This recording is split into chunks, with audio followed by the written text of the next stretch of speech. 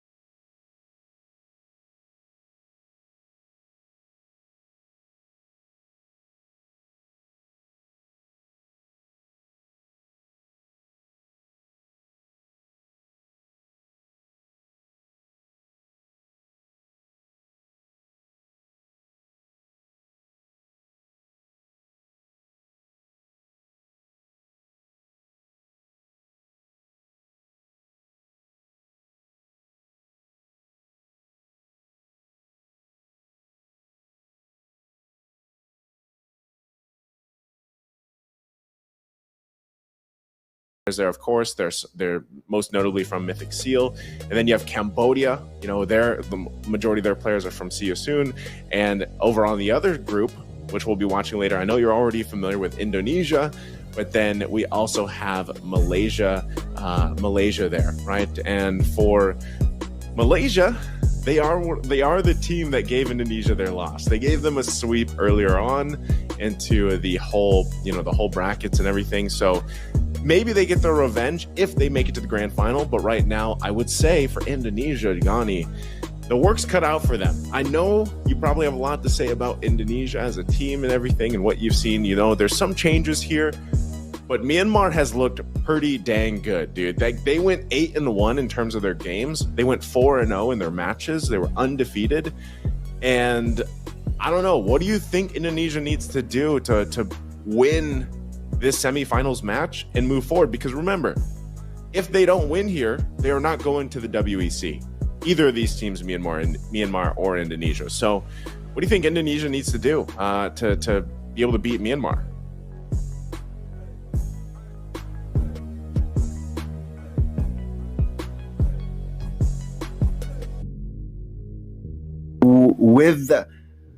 They're with Indonesia, they're with Onyx, so they need to stick with their identities, right? So again, they need to just be aggressive calculatively, and now they will just have to show how. Yeah, again, opponents is not a very easy challenge, right? It's not gonna be an easy challenge.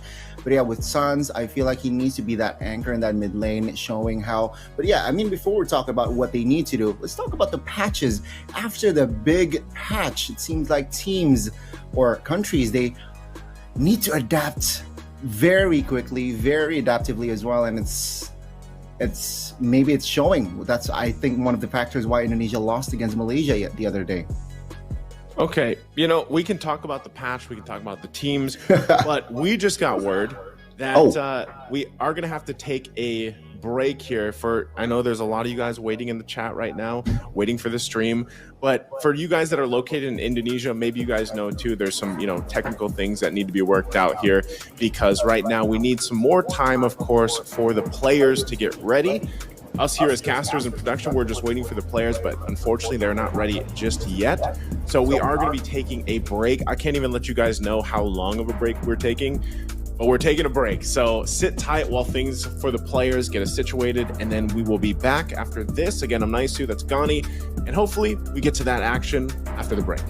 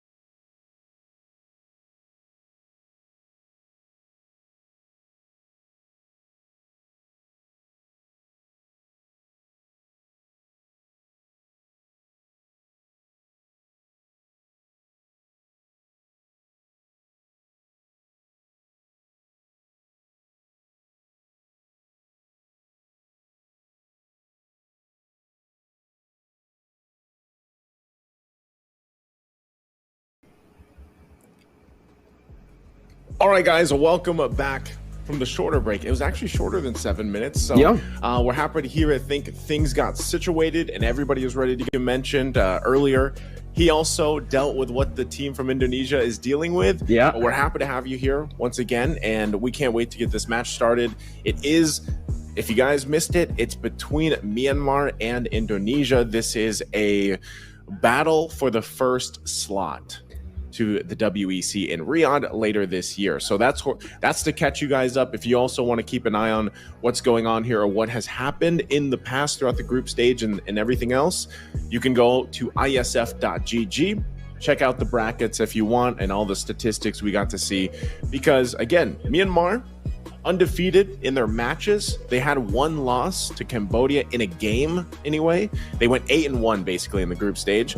And Indonesia had one loss to Malaysia on their way through here. So for Myanmar's lineup, we're going to look at it once again. It's Ken, Justin, RubyDD, Juno, and Zide. And these guys are very, a lot of us are very familiar with them by now. And I could say, Mirko, they have been like performing out of their minds so far for this entire tournament.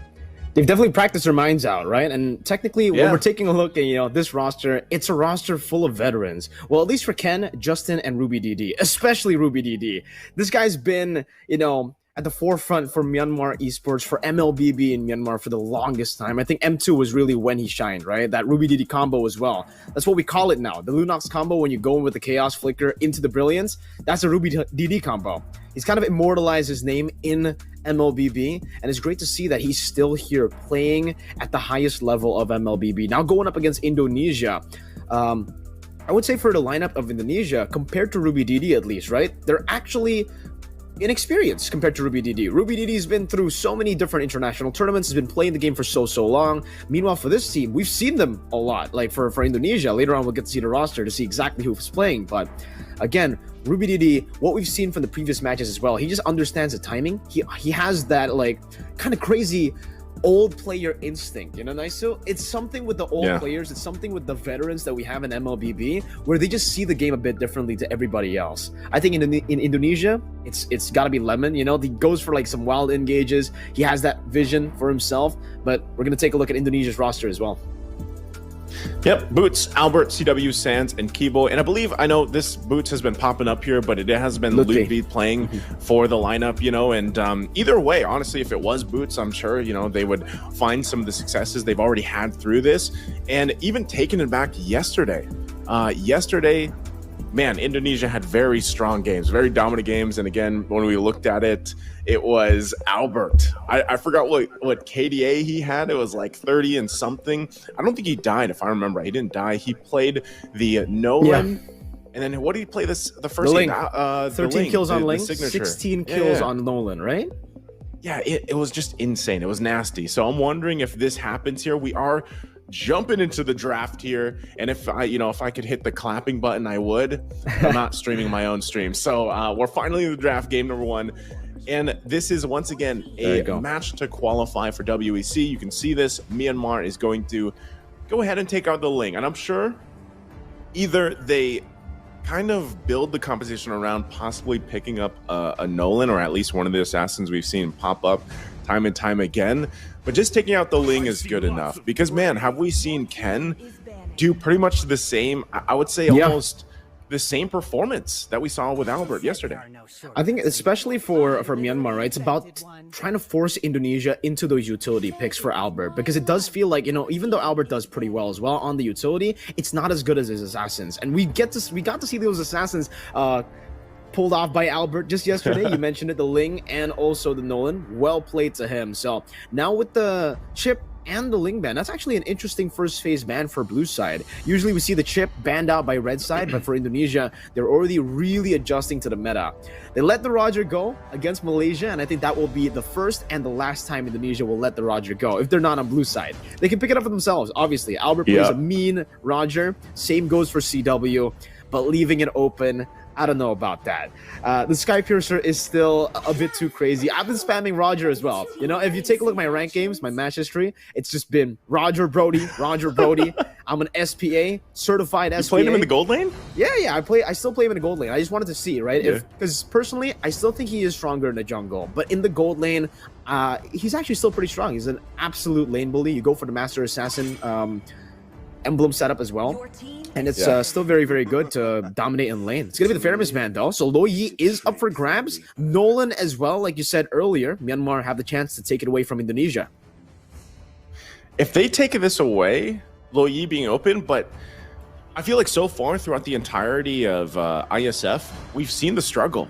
We've seen teams make it work, and we see Diversion still be pretty good, but so far I feel like Lo Yi is in a weird position where she was so dominant for so long, and then now it really seems like it takes a lot of effort for it to work in some of the teams' lineups that I've been drafting it. So with a lot of these, I'm just wondering, Myanmar, they have a lot of opportunity to pick up a valuable first pick here, but trading it over to Indonesia as well, you know, some of the XP lane comes to mind, like the Terizlas, the Yuzhongs, but this is going to be a Fredrin first pick from Myanmar. So this, to me now, Fredrin is more so of like, he's still a safe option.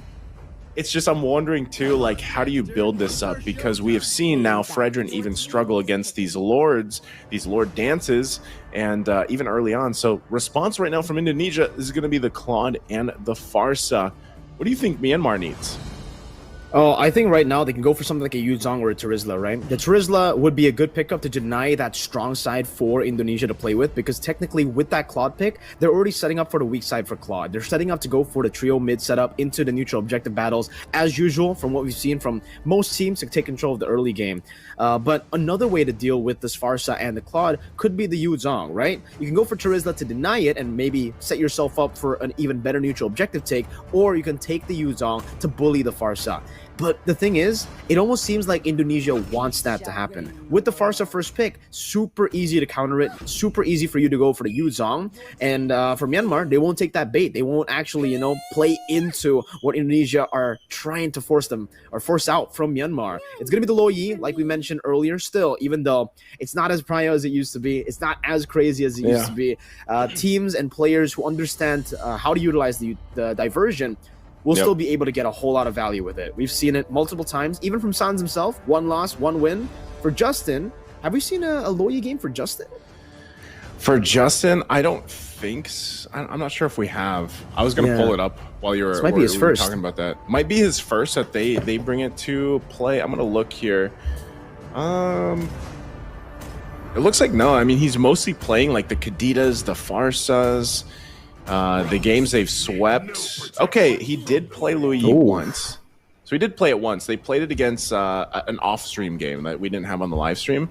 It was against Timor-Leste, that nation. So they went 2-0 with that. So they used the when they used the Lo Yi, it was with a Harith and a Ruby, and their jungler was a Baksha instead of the Fredrin. And then they had the Dyroth in the XP lane. So I'm not sure if they're kind of going with that same kind of game plan, but they also ended that game in under 12 minutes. So now, you know, this is Indonesia that they're going against here. So obviously some of this coordination that they need with this Lo Yi have to be on point, I think, but this is kind of the same concept already. And we wait for these, you know, second phases of the bans to go through here. I think too, because of the fact that they're going against the Claude, like the option is, do you actually go with a traditional marksman? Because the Harith is taken out, we have seen some testing, I say experimentation, I should say, for the gold laners to bring something new to there. But I think if you're going against the Claude, you could just pick something a little more safe if you really wanted to.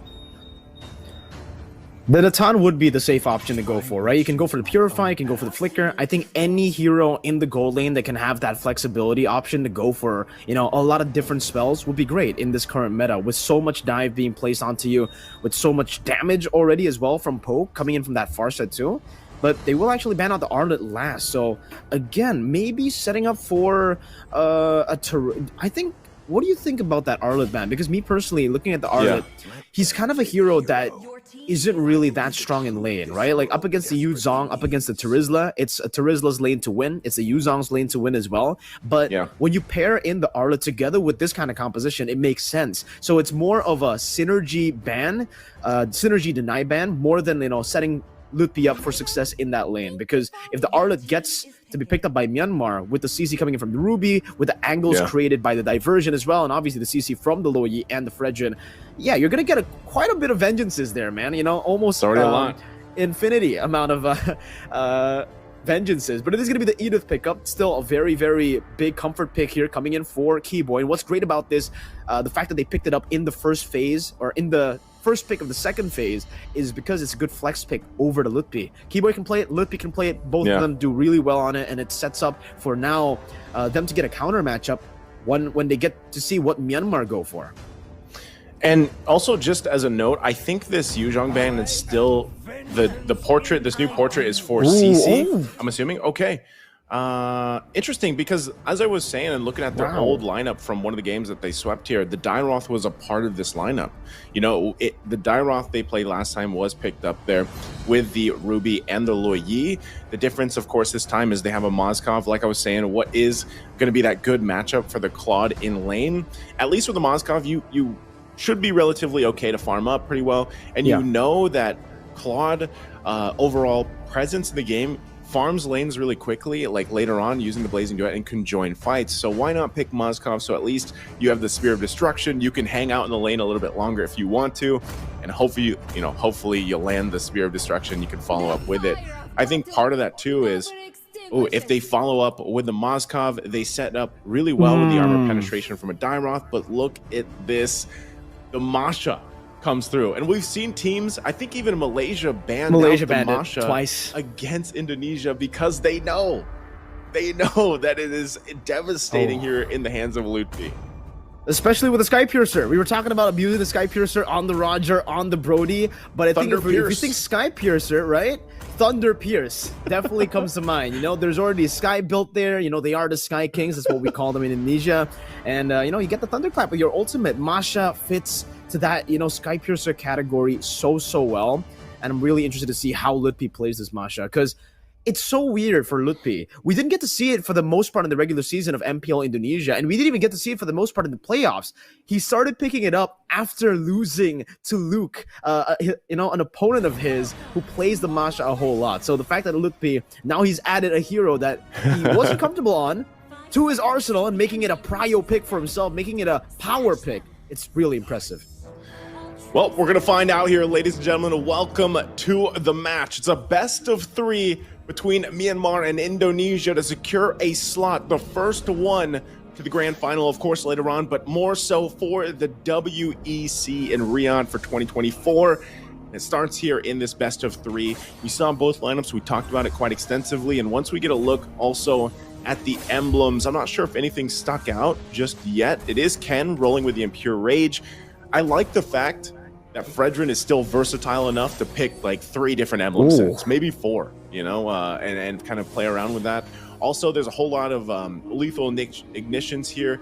Zidez is also using the Brave Smite. We've seen this plenty of times with the Ruby, and even on the other side, nothing too crazy from this. Lutpi does have the lethal ignition himself, so we'll see how this kind of new signature pick, I guess you could say, it's like a new pick in his repertoire to make work, because he's dealt with it so many times over in Indonesia against his other opponents. So it makes me really wonder too how this is going to work in the grander scheme of things, these later team fights, when we're talking about especially the Sky Piercer being built and online.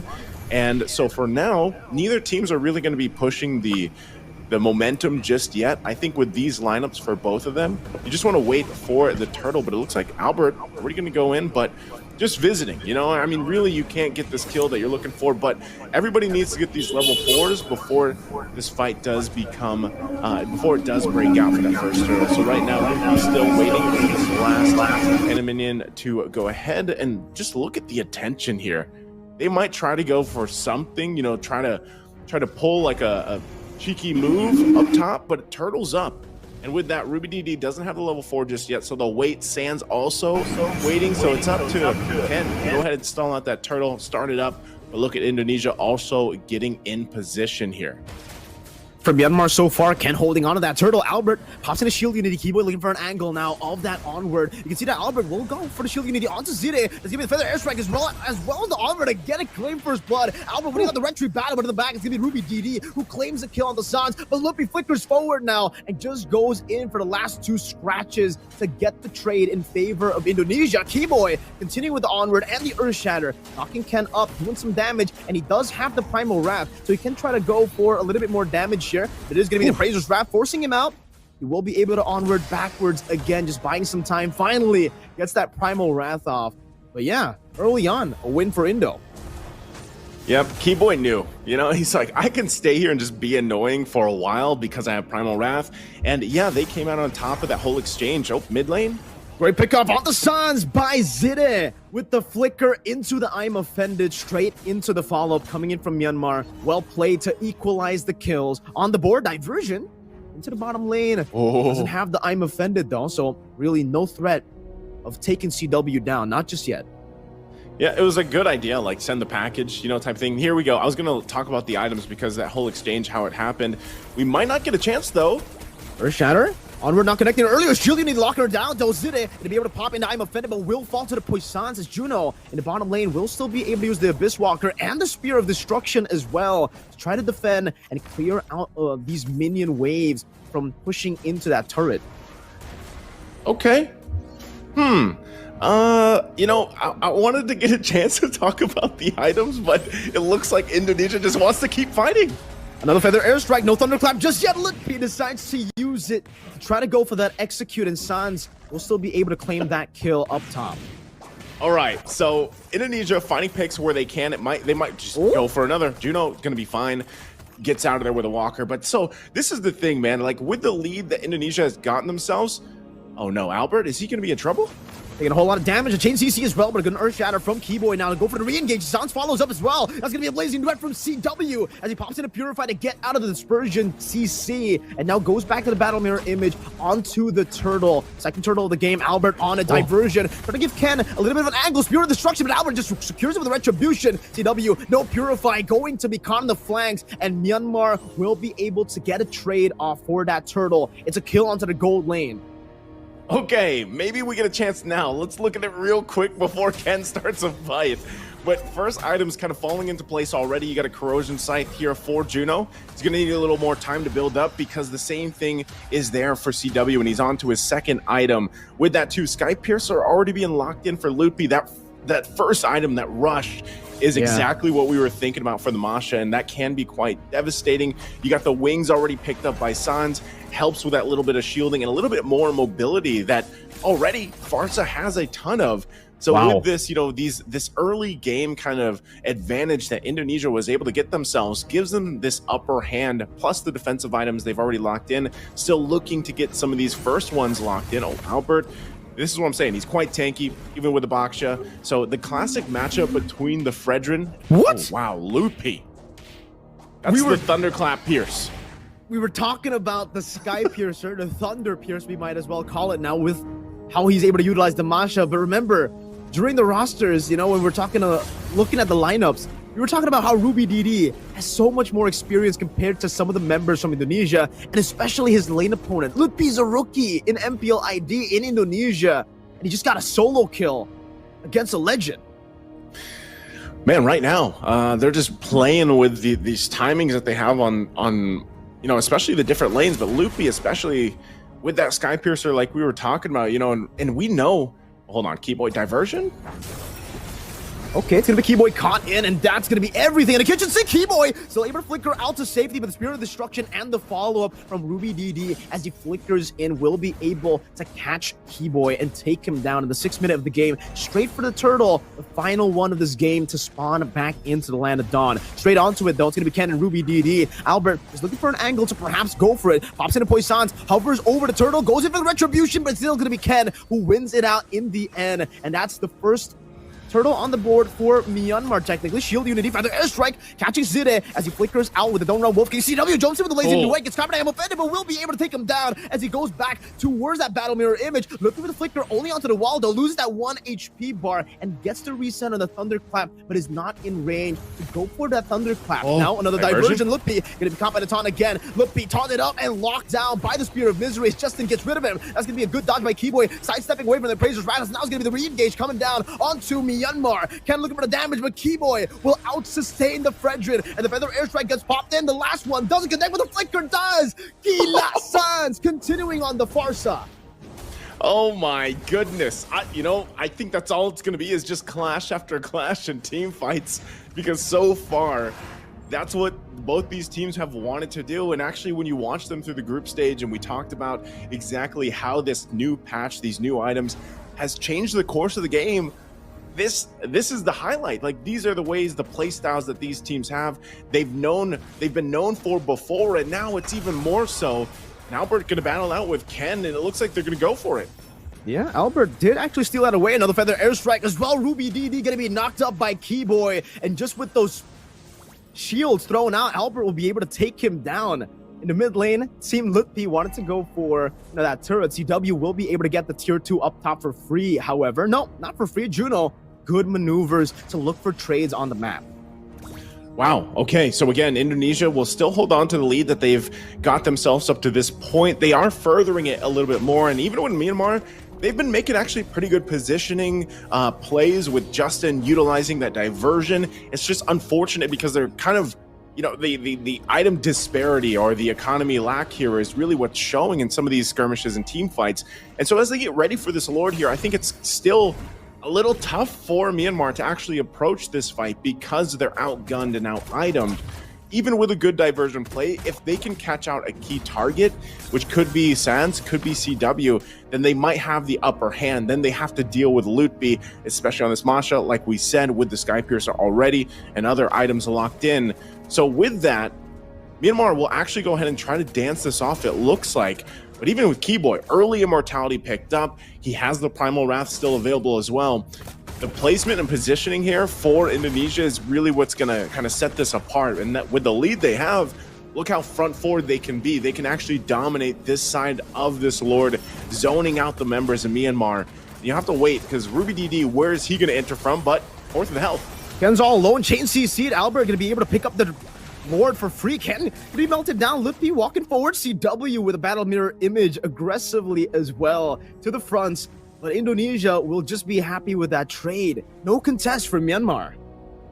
Okay, no contest for that one. Again, this is what I was saying. I think it'd be difficult for them to really contest that first Lord or even fight that fight. But the way that they come back into this game, even given the fact that 4,000 lead for Indonesia is really utilizing diversion like they have. They've had some pretty good plays, but also Juno. Great thing, Juno hasn't died yet. He hasn't gone down. He's been able to farm up pretty well. He's got the 3 items. He's got the DHS, Corrosive Scythe. He's got the Golden Staff. So he should be able to pump out pretty good damage. Might work on that Wind of Nature next for a little defense. And he's going to be a key component in winning some of these fights. Not only that, but if Ruby DD can get the setup that he's looking for with this Dyroth pick, penetrate that armor and set things up here, what do you see? Wait, did Albert just accidentally get 2 Sky Guardian helmets? I think he did, and he just sold the Sky Guardian helmet to buy another Ares belt. I think that might have been a mistake, man, and that's actually quite a costly one. I don't know if it's a visual bug or if it actually is true that he sold the Sky Guardian helmet, because I saw him pick it up, and there was 2 in the inventory. Juno doing a good job at clearing up top lane now. CW gets rid of the tier 2 in the mid lane as Lutpi as well tries to do the same thing, but towards the tier 2 in the bottom lane. CW with a battle mirror image towards the fronts, trying to go for some damage onto Ken, but he will still be able to utilize that turret splash to clear out the waves. And it seems for Indonesia, they want to get rid of all the turrets, all the base turret splashes with the First Lord.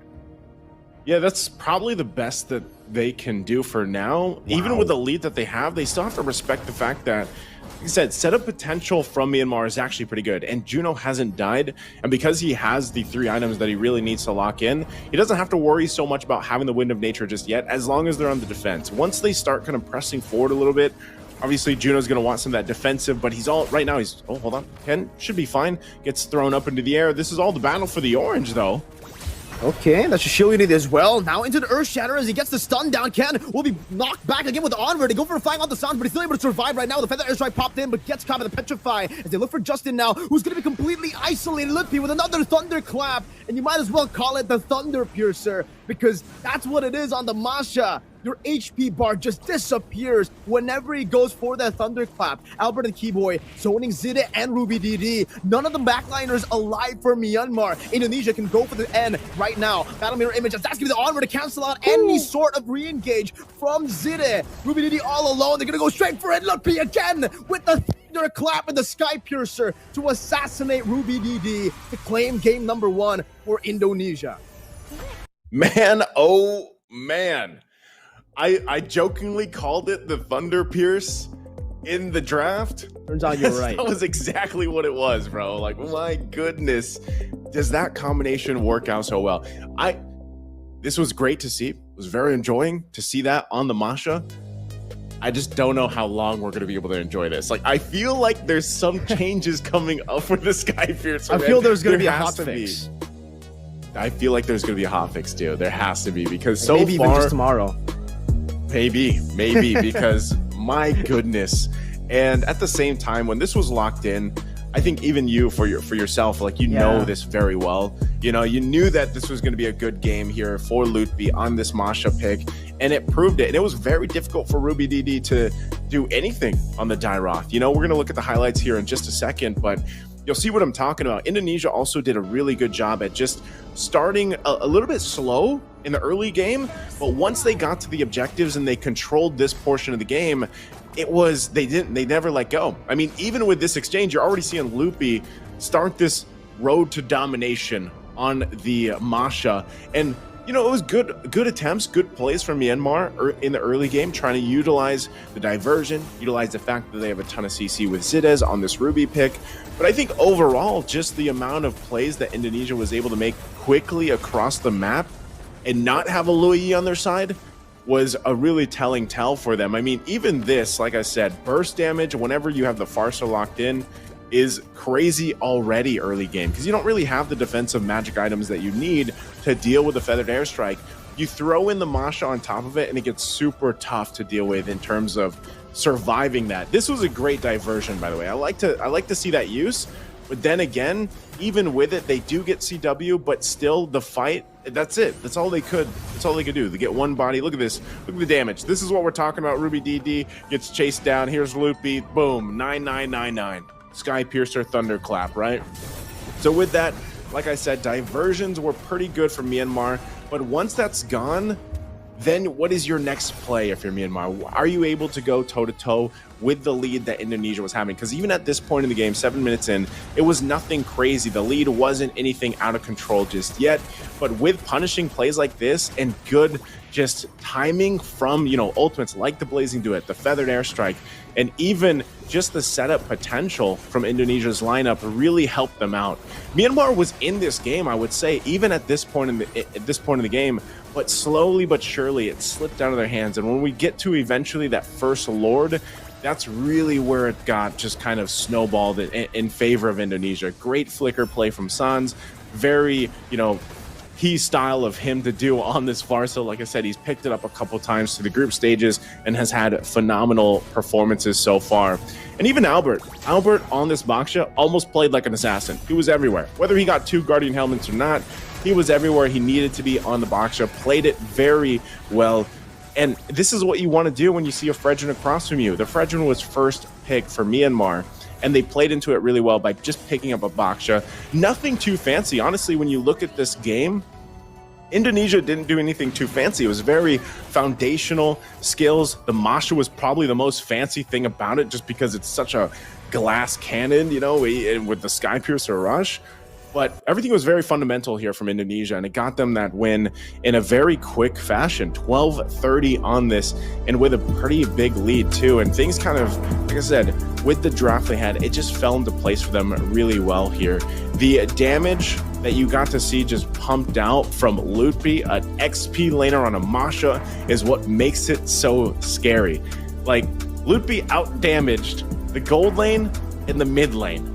That's probably why, you know, some people are like, hey, take out this Masho, especially when you're facing against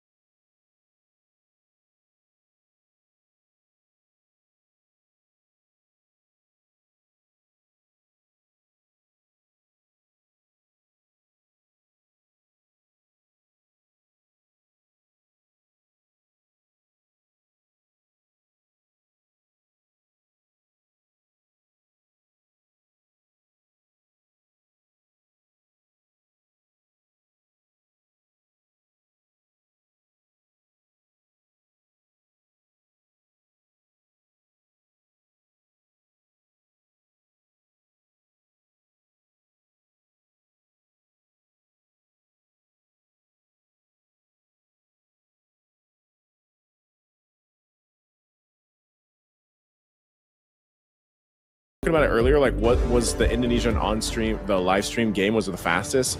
Well, they had a 9:32 game with the Bane jungle. Who were they up against? They were up Laos? against Laos. Yeah, Oh. So there's something to be said about that. But I'm wondering exactly how many heroes we could possibly see in the jungle with this, because like you said, there could of course be some adaptability going on here as we jump into the draft for game number 1. All right, so still to the Angela ban for Malaysia. Now that they have a new hero in their arsenal, in their inventory, they could definitely try to utilize it here by banning out the core heroes like the Lings, the Rogers as well, and maybe first picking that Bane. I don't know how, where the Bane actually fits in the prio levels, if it's first pick prio, first phase prio, or do you want to pick it up as kind of a trade later on in the second phase? So that's something that we are also going to have to try to read out, because it did happen in an off-stream match. With an Angela ban and the Herald ban, so far it's pretty normal. Cambodia want to take all these, first pick prios as much as they can away from Malaysia. We know that Malaysia, especially if they get their hands on these initial burst heroes like the Harith, even at this point the Lings, it's not really initial burst for the Ling, but it can be because of the Sky Piercer. That's how broken the Sky Piercer is. You go over to Defiant Blade, that one combo can get people assassinated instantly, even tanks in the later stage of the game. But it's going to be the fairness. So yeah, Malaysia, like we said, playing into that instant burst, they want to get rid of any sort of delaying abilities that could actually delay the fights. And as predicted as well, it's going to be a Ling ban from Cambodia towards Malaysia. Got to respect it. Indonesia didn't respect it, and they saw exactly why they should. I think both these teams, man, like priority, just knowing how they played through the group stage, might be a Roger. I think that's number 1. Maybe even we see, which could be flexed. But so far, we want to see that, I would say for both of us, we want to see that in the jungle instead. So I think I like how they're taking their time, of course, through this draft, because we know what's on the line. They are going to ban out the Yuzhong, though. Again, a hero that is picked up by both these teams quite a bit. And I think another hero of contention between both of them might even be some of the roamers like the Minotaur or the Edith. For either of them. And then, as we go through that, because like I said, roamers for all these teams that have competed, even now, all the teams that you can think of, they're pretty much a key component for teams starting early on and getting the momentum. Right now, everything we've seen, I don't know what the average game time would be, but if I had to guess, probably around 15 minutes, 13 to 15 minutes. They're rather quick. So if you have a really good roamer that allows you to set things up early on, like an Edith, like a Grok, a Minotaur, then great. But, this is interesting, man. A Chip first pick? When was the last time we saw Chip first pick? Maybe day 1? It's been a minute. Maybe in Africa qualifiers, but Chip has either been banned out or just has been slept on. Completely slept on. We haven't seen Chip at all. In the banning phase, we did see Chip, banned by both Indonesia and Myanmar, but actually it was Myanmar for both sides, on blue side and on red side.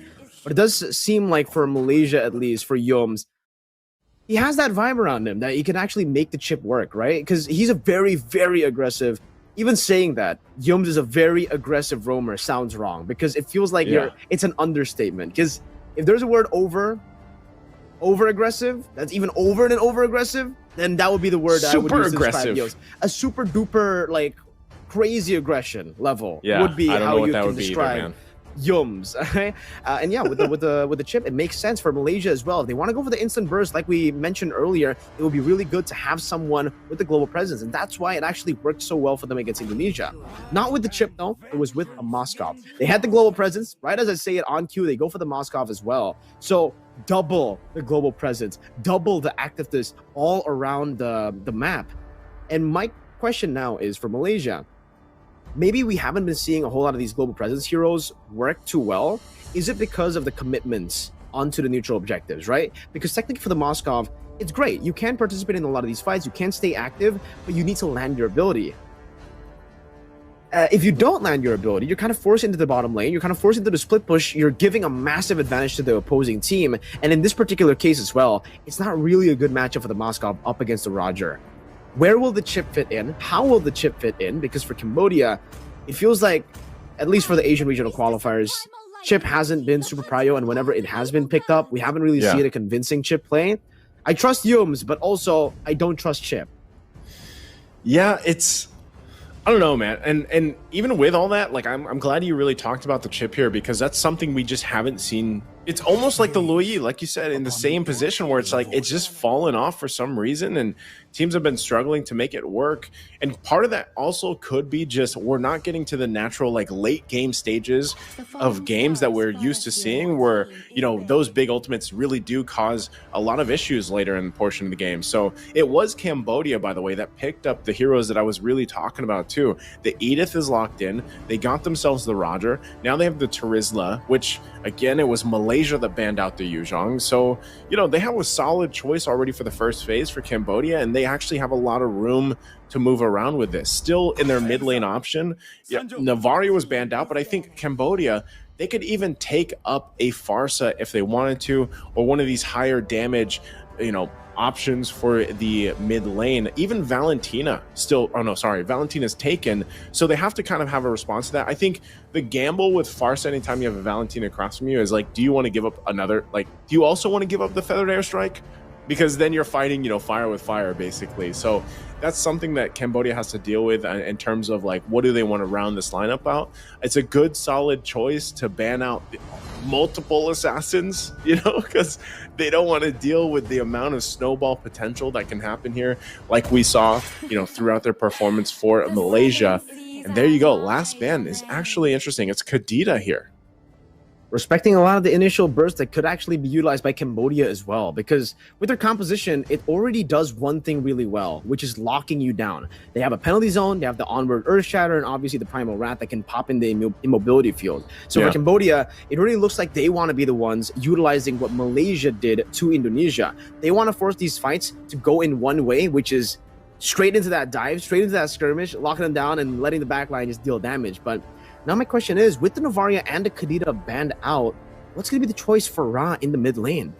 Because we did see a Iesf from Ra yesterday. We have seen Ra pick up some of these heroes, but like you mentioned, it's a Valentina already in the hands of Malaysia. They're going to have, you know, crazy levels of power if they go for the real world revelation steal, and we do get to see the Bane, by the way. We were expecting it from Malaysia because they have utilized it. But I guess it's a good deny ban. It's a good deny, not ban, pick, deny pick, and it's also a great pick for them because we were mentioning earlier how they need extra damage now to capitalize on the lockdown power that they already have with the Edith and the Terizla. And yeah, Bane does that, you know, with the Sky Piercer especially. You're shooting out execute bullets with that skill 1, and you're passive. Ooh. Demolishing an entire team sometimes. Skies will be on the Fanny. That's a glue pick too. Interesting stuff for Malaysia. Okay. I wasn't expecting even the Fanny pick, but hey, when you ban nearly all the assassins that most of the junglers have been picking, why not pick up the Fanny? I'm not sure if we've actually seen on stream a Fanny game, one that I can recall. I can't really think of. Not yet. Maybe off streams they've happened, you know, off the stream. So this will be interesting to see how Malaysia goes with this, because I do think maybe they were leaning towards the Bane pick. So, but this is still going to put the Roger in the gold lane, now that you have this Bane, unless something crazy, you know, some kind of crazy flex happens, and then they get a Xavier. This kind of slipped my mind, the Xavier pick, because I feel like every time that we have seen it pop up, it's still good, don't get me wrong, but it takes a little bit of time to really show its effectiveness, and that's something that's natural about Xavier. All you Xavier mains know this out there too. You need to get to the late game, and so far, like what I'm saying, like Malaysia's games especially are not usually getting to that point. Like they're ending pre 15 minutes. And I feel like Xavier really hits that power spike and shines 15 minutes onward, or maybe even 18 minutes onward, when, you know, it's just a snappy cooldown, dawning light everywhere you go. And so this is an interesting lineup for Cambodia. And even with the Bane, because we didn't get to see it on stream, I can't wait to see this kind of unfold for game 1. The Bane with the Sky Piercer, with the burst build, it should be, right? We saw this for a couple of teams already, but yeah, Malaysia off stream. This is the first time that we are going to be seeing it streamed. So ladies and gentlemen, are you team Bane, or are you team, Run the King on the Warcry Roger? Very, very interesting stuff as we get into the Land of Dawn for game number 1 of match number 2. Who will be the second team to qualify to Iesf 2024 WEC Riyadh? Will it be Cambodia or will it be Malaysia?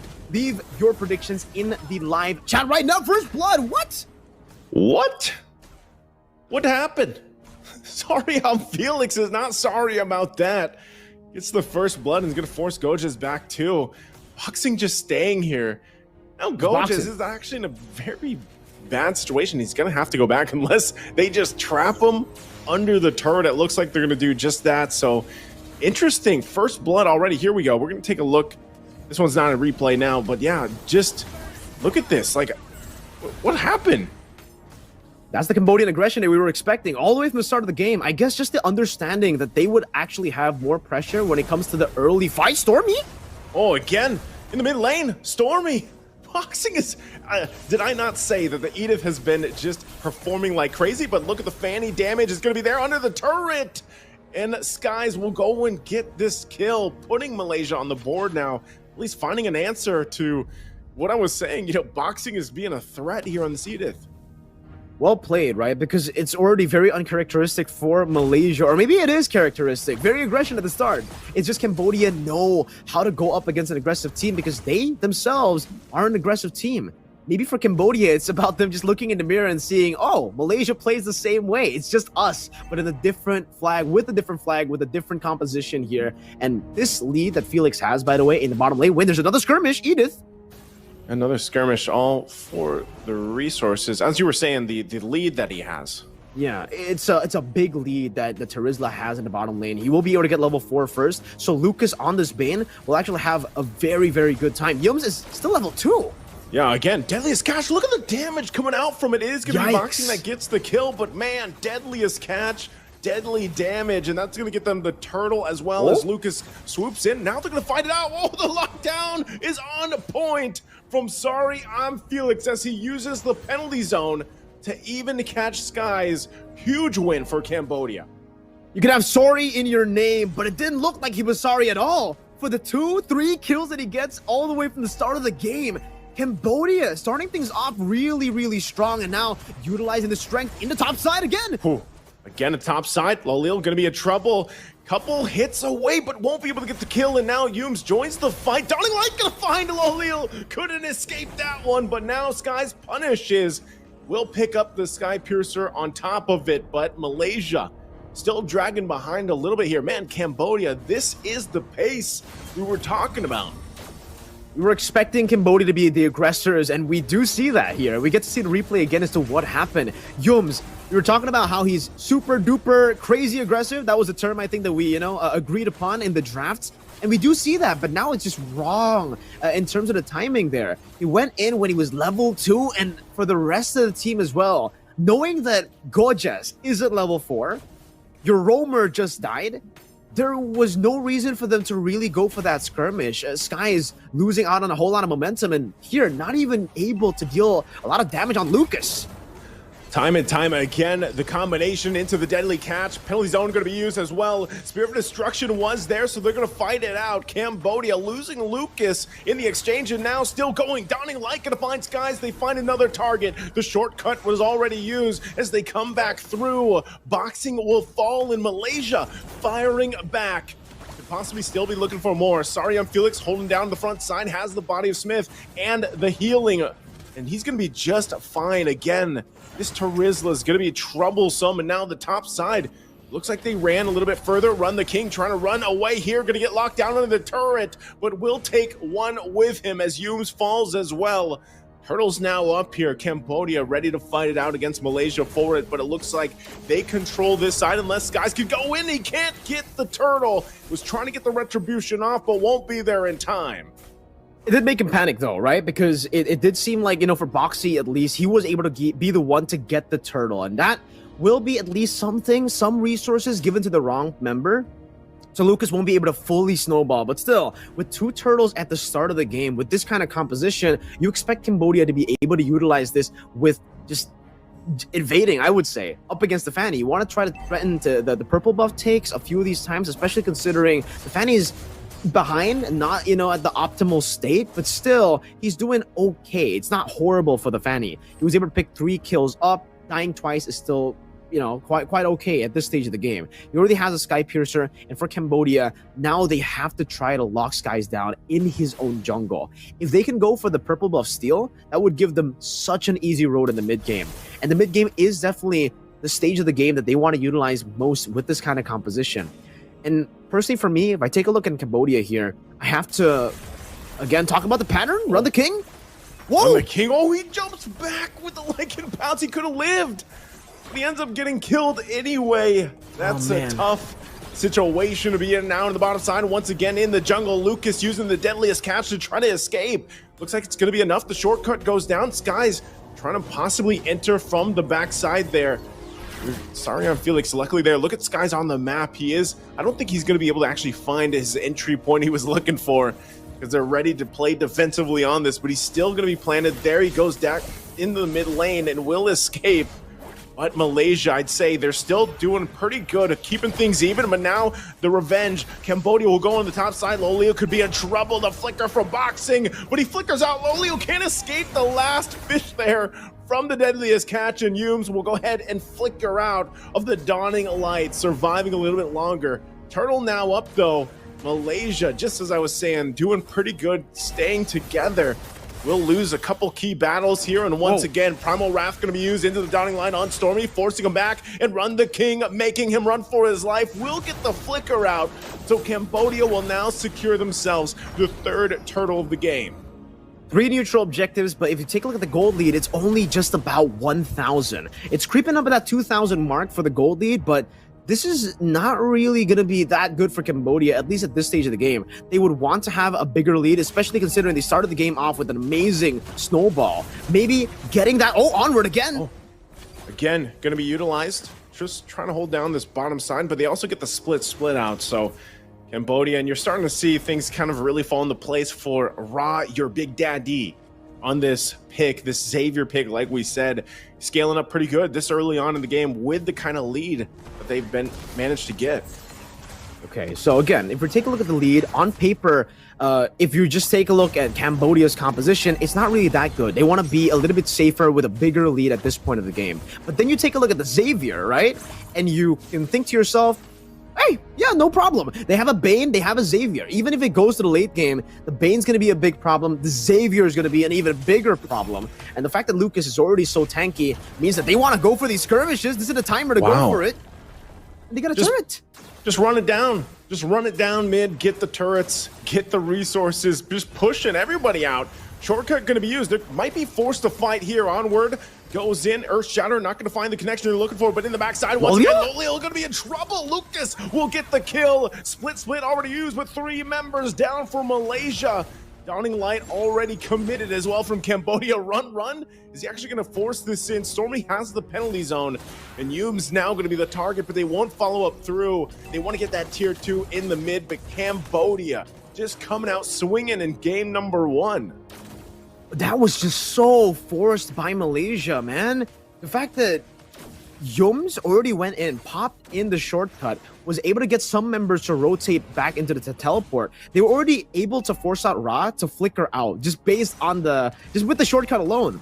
So they already got a little bit of a W there. But the fact that they tried to push even further with a Spear of Destruction at the 9th minute of the game from Loliel, who was already 1 and 2 before that team fight even started, and the fact that he took it, that Spear of Destruction landed in the midst of the Cambodian mid-game power spike that they have.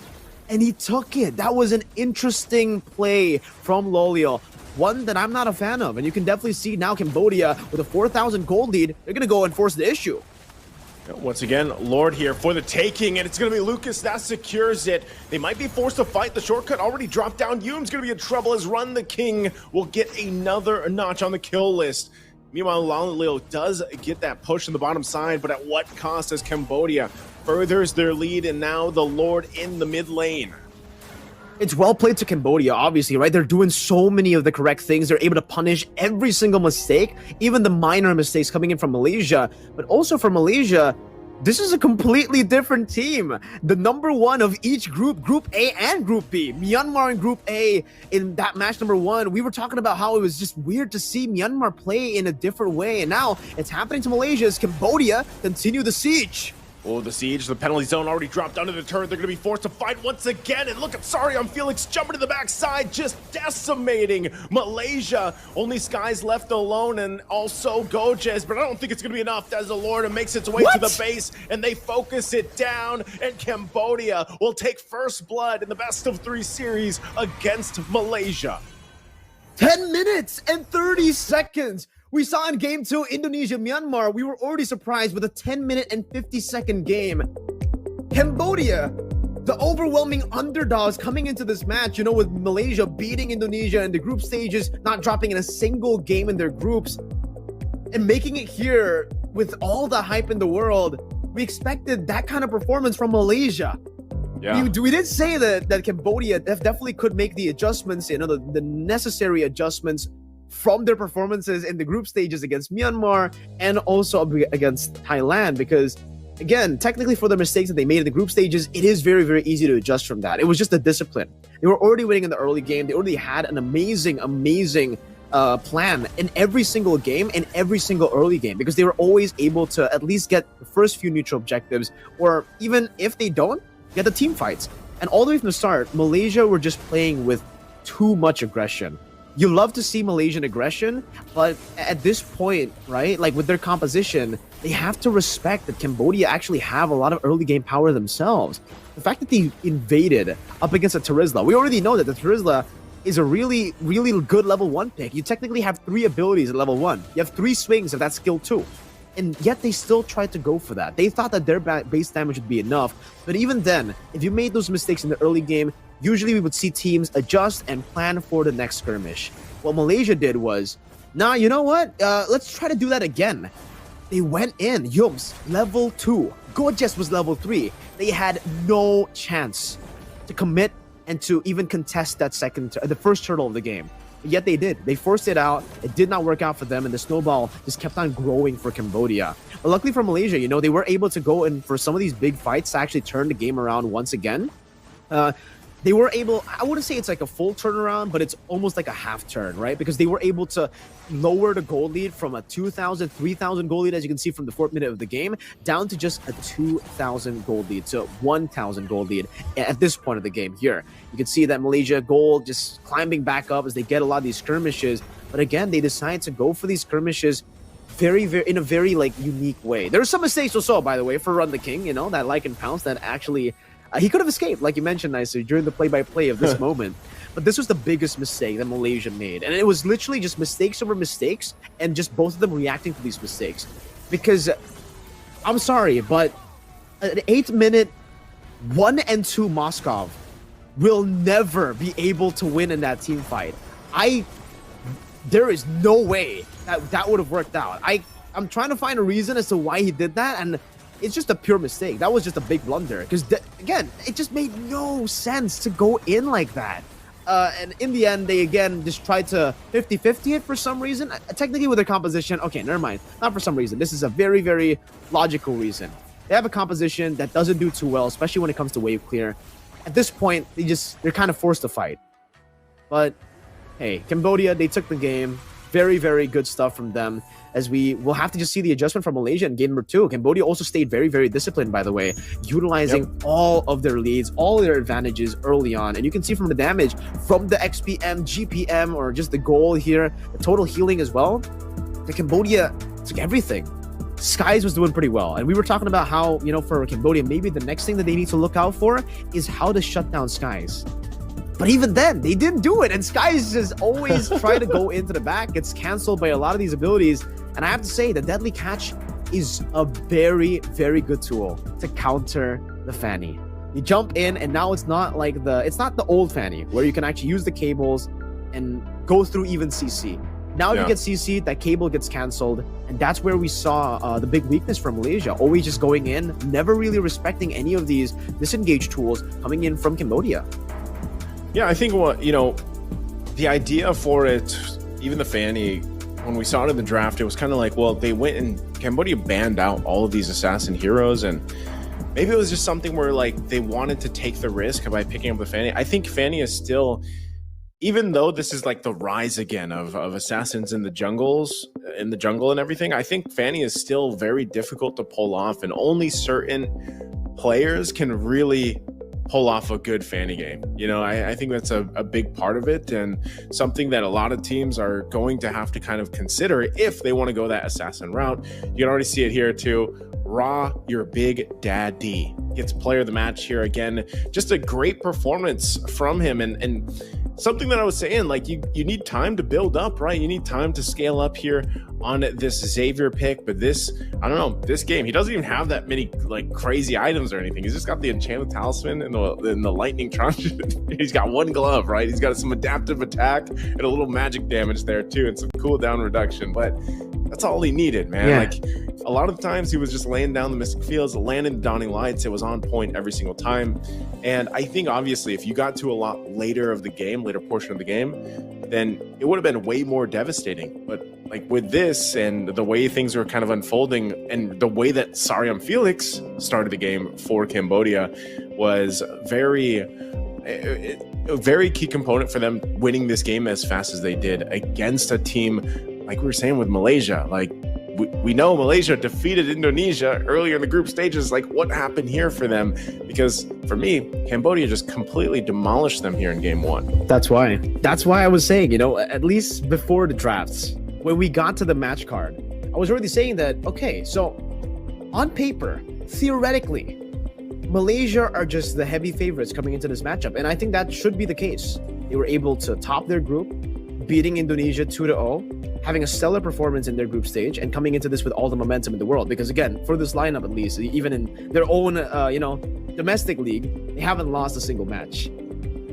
But then Cambodia decided to deny the big pick away that we were already talking about for Malaysia. You know, that bane's going to be massive. The chip that we were already doubting all throughout the African regional qualifiers, and even now, especially now, I feel, with the patch coming out. We haven't seen Chip do well at all. We've seen it once, and it was from New Zealand up against Guam. That didn't do too well, and now we get another sample, another example of the Chip just falling flat, not able to really go for any of these aggressive maneuvers. Well, I mean, he did go for the aggressive maneuvers. He just wasn't able to make it work. Always from the early game as well, trying to go for these fights, but maybe miscalculating the damage. Maybe it's because Chip has been banned out so many times, maybe even in scrims, that we don't get to see a whole lot of Chip. And maybe for Yums, he becomes a little bit inexperienced when it comes to that hero again. Meanwhile, for Cambodia, it just feels like even their swap to Lucas, by the way. Shout outs to them. We were talking in the rosters as well that if they do decide to go for Lucas, they'll probably go for a more utility build, a more utility jungler. Bane technically fits there. He's a damage dealer, but he's kind of utility, right? He's a fighter, not really that assassin that we expect from Tuzu. So the fact that they decided to pull in Lucas, try to go for the objectives, try to go for disciplined gameplay, and they were able to beat Malaysia, the favorites of the Asian regional qualifiers, that easily. 10 minutes and 30 seconds. That's not a tough game at all for Cambodia. They steamrolled through, and obviously that also came through with a lot of mistakes from the Malaysian players.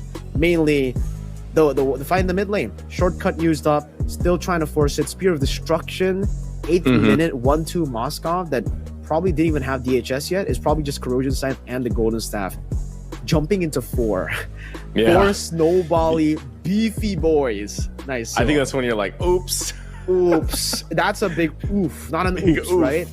And for Ra, you mentioned it in the player of the match. Ra didn't even have any impressive items here. He was still at the phase of the game where he's chilling, he's still farming, he's still waiting for the power spike, yet he dealt that much damage.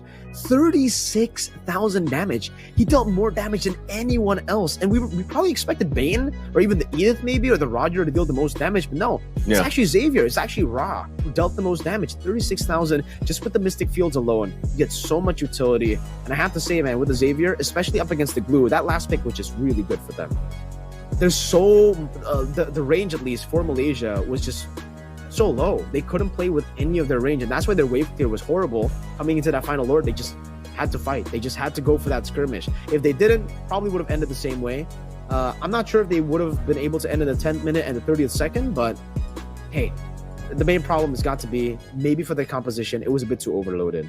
The chip is great. Then you add the Moskov. 2 heroes that can go and have a global presence. Okay, that's where you should stop. Then you go with the Fanny. how's the Fanny going to, utilize the shortcuts? You dash towards the shortcuts, I guess, but then later on you get teleported, and it's kind of hard to, predict where the walls are going to be, where the cables, where you need to shoot those cables. Yeah. And when I saw the Fanny pick, that's when I got confused, because it almost seems like they were playing chess. They were thinking so far ahead that they forget the next few steps. Yeah. Forget the fundamentals. That's why I was wondering, like, from the draft, I felt the same way, man. Because I was looking at some of the stats and stuff here too. It's like the chip, if you're going to pick a first pick, I don't think you want to be sending your Fanny through the shortcut. Like, unless the idea was we want to snowball as hard as we can, where then it maybe it makes sense, because then don't invade level 1, right? Yeah, then don't invade level 1, because then it's like, if you were able to get a snowball for your Fanny, and then you go through the shortcut, then it's like, whoa, where'd all this damage come from? But still, it is a little difficult to figure out, where the walls are going to be. How are you going to go through that portal and everything?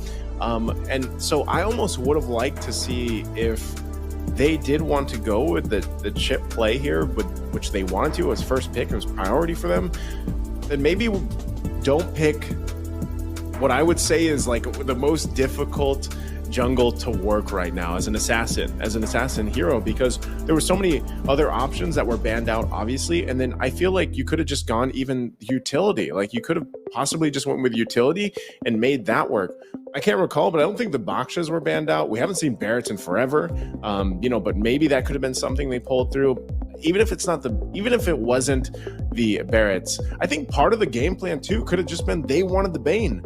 Maybe that was part of it. Like, we wanted the Bane and they got stolen, like you said, in the draft, where it was like, nah, fam, you're not getting we're getting the Bane, and we're working with that. So I think even maybe part of the game plan initially started away for Malaysia, and then it just took like a curveball, because the Fanny was a big scratch to my head. Obviously the damage was great early on, like you saw it in those early fights and those early skirmishes, but it just wasn't enough to deal with and this could also just be the fact that because of the first blood and the fact that the snowball already happened for Sarion Felix, that could have just thrown the game plan completely out. Been one of those mistakes where it's just like, that's such a big detriment to the idea that we came to this game with, that now we're just hoping to find pickoffs where we can. And I think, mistakes were made, obviously, from Malaysia in that game number 1. It definitely felt like the Fanny was forced, because you were mentioning, the box share could have been an option to go for. Some of these utility junglers could be an option. And yeah, it really could have, because Cambodia, they didn't ban any of the utility junglers. They actually went a different route. They went the opposite route. In the second phase of the bans, they took away the Nolan and the Hayabusa, and they got rid of the Ling already. They picked up the Roger, so they have first pick in the second phase, and they were able to pick the Bane. So they literally shut down Skies in the draft, forcing him to play either a utility jungler or force out a Fanny. And we saw how the Fanny turned out in game number 1. We'll see in game number 2 if Malaysia want to try to utilize the same thing here, if they want to leave the chip open and maybe pick it up again. Because for Cambodia, if it ain't broke, don't fix it. They're going to go for the exact same bans they did in game number 1. Just only different here in terms of the sides, because Cambodia will be on the blue side this time around. Malaysia will be on red side. And for Malaysia, it is the Harith ban actually for them. So they're the ones to respect that. Cambodia were the ones to ban it out on the red side previously with the Ling and the Loyi, and now we'll see a different ban for Cambodia. I wonder what it's gonna ban out the Valentina, because if they ban out the Valentina, it gives them proper setup to pick up something like the Faramis first pick, and we know that Cambodia have been, getting a whole lot of wins with Ra and the Faramis, a lot of success. Yeah, I was gonna say Faramis is interesting because, most notably the player that I can think about that really shined on the Faramis was Justin from Myanmar, and it was unfortunate, that they lost the last match here. But when Faramis is open, it's a possibility to get great poke damage, and then obviously NetherRealm the way that works. But I think either way, both these teams are still going to try to prioritize the Roger pick. Maybe they go that route. They want to lock that in, because even if you pick it up first on the blue side, it's still technically it's flexible. Terizla being in this last ban for Cambodia in the first phase is interesting. It might also allow them to, if they want to, pick up the Yu Zhang early on, or even the X-Borg has been a hero that has done wonders for a lot of teams that are able to draft it early on in the first phase. But again, for Malaysia, they still have some choices. They could also, because of the fact that we only have the Ling banned out, this could open things up for a possible game for Hayabusa this time around. So the last ban is Chip. They actually still going to ban Chip out, despite how we talked about the first game going. So a lot left on the table here. It is, like I said, it's going to be the Roger first pick. You can actually still flex it in, like we said, in the gold lane, but probably better in the jungle. So Malaysia's answer here, with a lot being open and a lot priority, they could lock in their XP lane. They could lock in, you know, an early gold lane. We've seen a lot of Claudes now recently. Claude's popping back up. The Mozgov, like you said, it didn't work too well for Lolil. It was a little bit of an oops there, an oof. So we'll see what the game plan here this time around for Malaysia to hopefully get them to another game, to a game 3. And again, for everybody watching this live right now, I gotta tell you that this is an elimination match. It's a playoff match and an elimination match. If you lose here, you don't get a shot to play in the main stage. So topping your groups, all that, all the, you know, crazy hype that we've been seeing, if they lose here, it's done. And for Cambodia, they're playing around that. It seems like they just love playing as the underdogs. They're going to go for the Roger pick there, and that's going to be the Valentina and the Nolan to respond it over, anticipating the Faramis pick. Like we mentioned earlier, I think if Cambodia really wanted to go for the Faramis, they should have gone for the Valentina ban. So the fact that they went for the Terizla means that maybe they might want to go for something different. What is that going to be, though?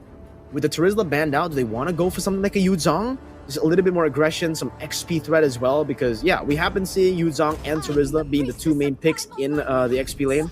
It's been kind of one-dimensional in a way, but they go for the Xavier and the Edith, this time so early on, a Xavier in the first phase. Is it that prio, is my question, right? We have seen it rising in popularity in ranked games and some of the games as well that we've been casting here in the Asian regional qualifiers, but I think aside from the game that we saw earlier, we haven't really seen Xavier pop off that hard. Like, it's just that previous game. And that was also with the whole team enabling the Xavier, also getting the early game snowball for the Xavier. But technically, they have the same tools. They have the Xavier, but they also have the Edith and the Roger. So technically, it's almost pick by pick the same exact draft, except for the Terizla, obviously. They were already banned out, so they'll have to look for a change there. Before Malaysia, they still go for the Moscow, which is cool. I understand you want to use this, the global presence. We did see how the Moscow was good for them, at least against Indonesia. As long as Loliel's, you know, stays back, understands when he can actually go for these fights, understands that power spike, it'll be as good as the match against Indonesia. But if he does the same thing that he did in game 1, Naisu, I'm just going to call it. I'm just going to say it's over if he does that again. if he does it again, yeah, I agree with you, man, because I think part of this, too, it's almost the same game plan. Like, because you have a Nolan there, like, you want to get the early advantage. You want to snowball as hard as you can and start doing what we saw from Indonesia in the previous game with Albert even. And so part of that is like you hopefully they don't go in and invade and give up the first blood. I think that's step number 1. And depending on how they draft the second phase of this as we get through the bans, it's really what is that roam going to be for you? Because, man, time and time again, Edith, I feel like Edith's stock is going up. If you love Edith, you're Edith main, she's getting just unreal playtime right now in all over competitive play. And there's a reason for it. Like, a lot of the times, it's her ability to just make fights happen, force fights. You can even use it to disengage or peel, but a lot of the times we just see Edith being so aggressive. Even in Mlbb women's yesterday, we saw this happen and be a key component to teams winning. So you kind of have to, if you're Malaysia, what are you going to pick up for a roam? The Gronk is already banned out. You don't have that as an option. You know, you took out the Angela.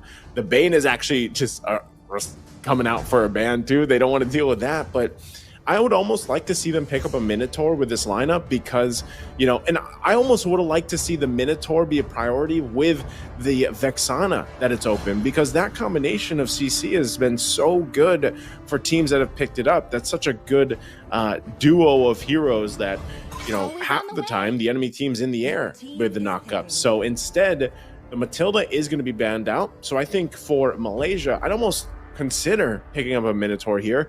You get a little more tankiness to you. As long as the Minotaur doesn't get shut down, then it does become a menace, because You're just trying to find setups and then follow up with the Nolan, but they go the Cho instead.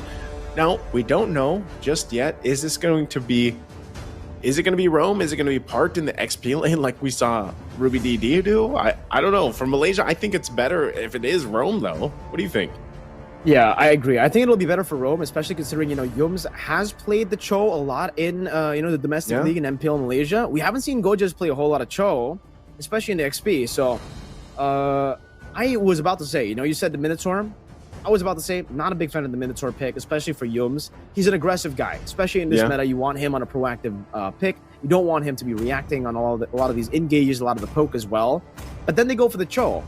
Even though that does fall in the criteria that I just mentioned, proactive, initiation, I'm not a big fan of the Cho. And now, oh man, I was about to say I'm not a big fan of the Cho because against the Xavier, against the Roger, these two guys can just go for Purify. And then you're technically going to lose a lot of value.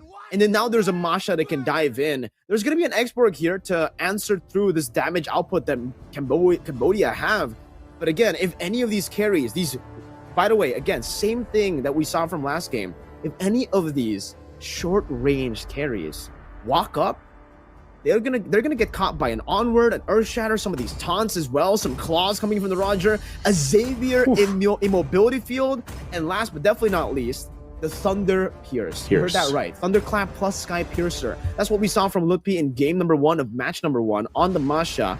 And in game number 2 was banned out. So Cambodia taking a page out of that book, trying to utilize the same thing. And I love it. For Cambodia, they have the tools to actually take control of the game all the way from the start that snowball, and maybe get a clean sweep here, Naisu. Like, not only do I see good potential for snowball, but even late game value is here for Cambodia. So Malaysia's going to have to do something. Let's see, ladies and gentlemen, will Malaysia be able to equalize here and to take us to game number 3? Or will Cambodia eliminate Malaysia with a clean sweep, putting themselves onto the main stage for Iesf WEC24 Riyadh? It's Skies on the Nolan, a signature pick of his, but same goes for Lucas on the utility jungler for Cambodia. He was able to make it work in game 1. Let's see on the Fredrin if anything changes. Lucas, Concussive Blast, wants to try to hold and, at least equal the crazy clear speed of the Nolan here, but you can already see that Skies is level 3, a level ahead. Yum's already very aggressively invading the enemy jungle. This is a good invade. They're most likely just going to get the retribution out from, Lucas here, and it looks like that's all they want to do. But also, Sario and Felix going to help bring the backup, and that's what we're talking about. One of the things that Malaysia, they Lucas? They get the full reset, so he doesn't want to use the retribution, I guess. They get the information that he didn't either, and that he doesn't have orange buff. Lucas in trouble trying to get the turret, and that's not going to be enough. That was definitely a mistake coming out from Lucas.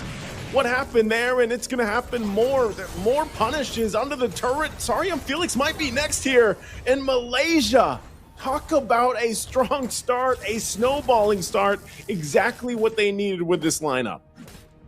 What was that? Lucas... I'm actually kind of speechless there after watching that play.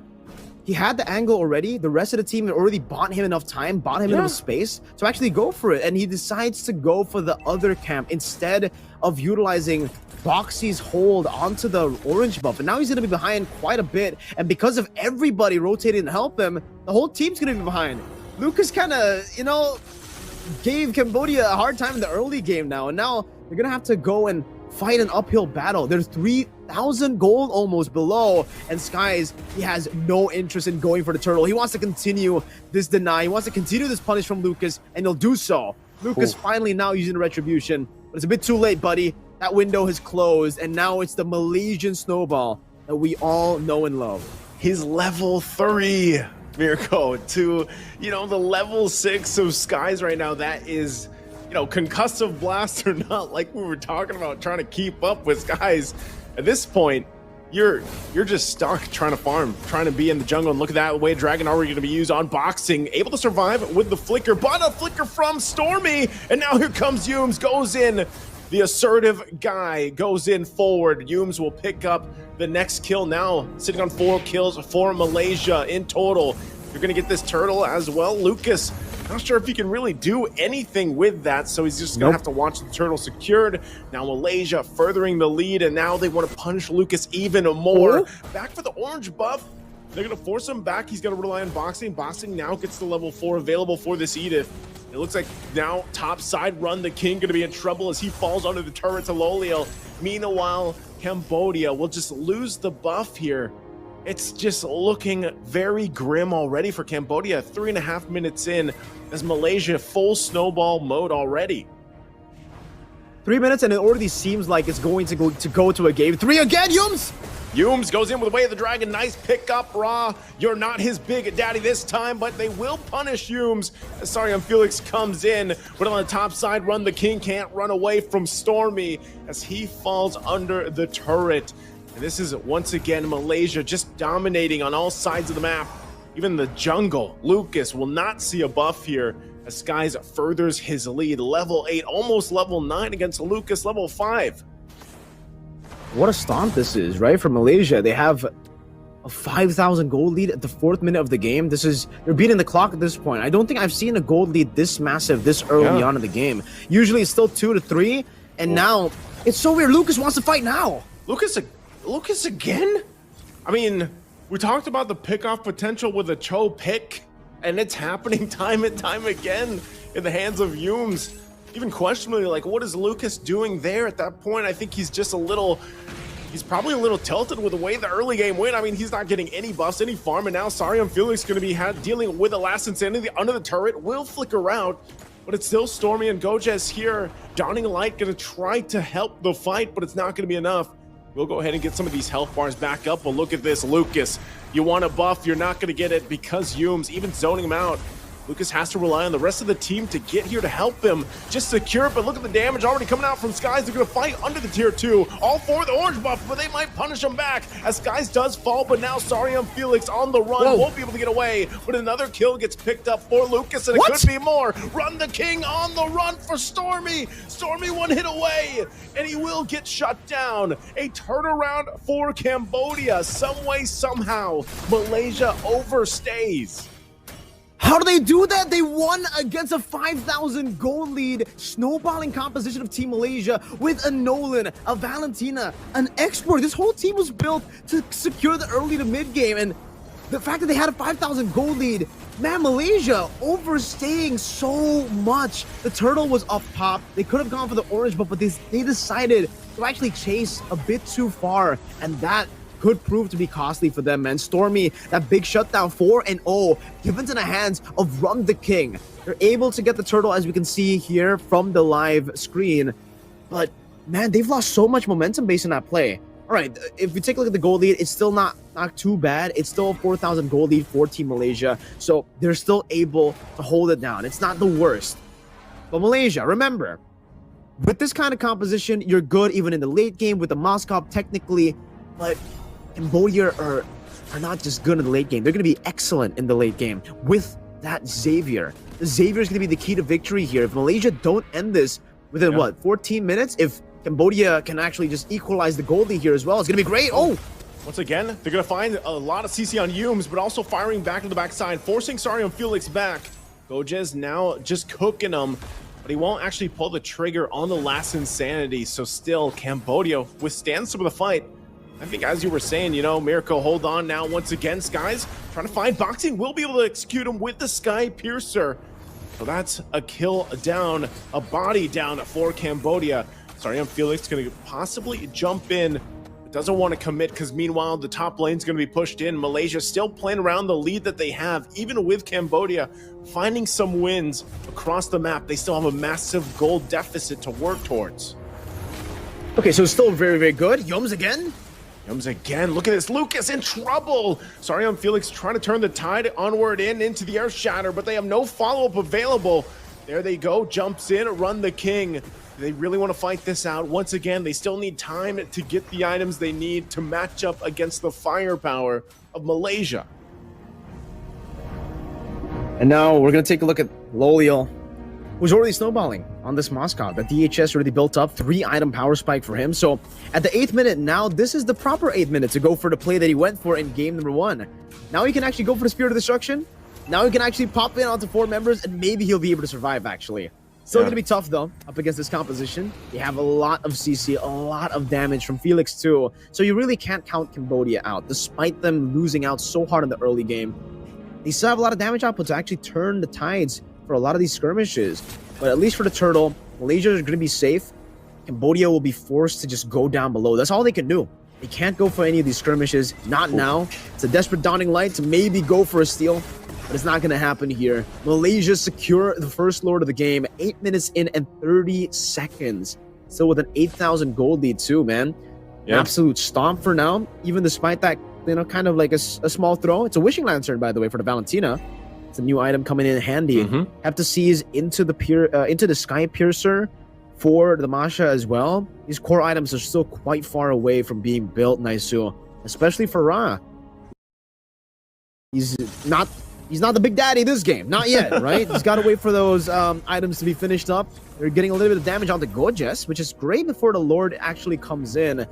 And Ra gets the Lightning Truncheon, but I think he'll need 1 more item to at least be online. 2 if maybe they want to turn the tides of this game. But Malaysia, they're building the waves in such a good way.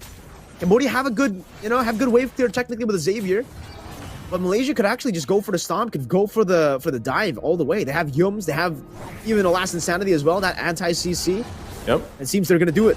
You're going to get the shields off here. Lord now, part of the fight in the backside, gets the kickoff once again. Yums might get caught out himself, though. It's going to get locked down a little bit before now the turret goes down. Last Insanity going to be used. Dawning Light already committed. Boxy goes down, but look at the backside again. Sorry, Felix will be chasing Lolil, and he can't get the kill. A couple hits away only. And meanwhile, Cambodia trying to hold on to this mid lane turret. They still have to deal with these minion waves pushing in. For Malaysia, happy with the assault so far, looking for more. Lolil will pick up the Wind of Nature. He might jump in. There's the Spear of Destruction as they take out Run the King, and Malaysia looks to take it, possibly for a game 3 if they can punch this one in.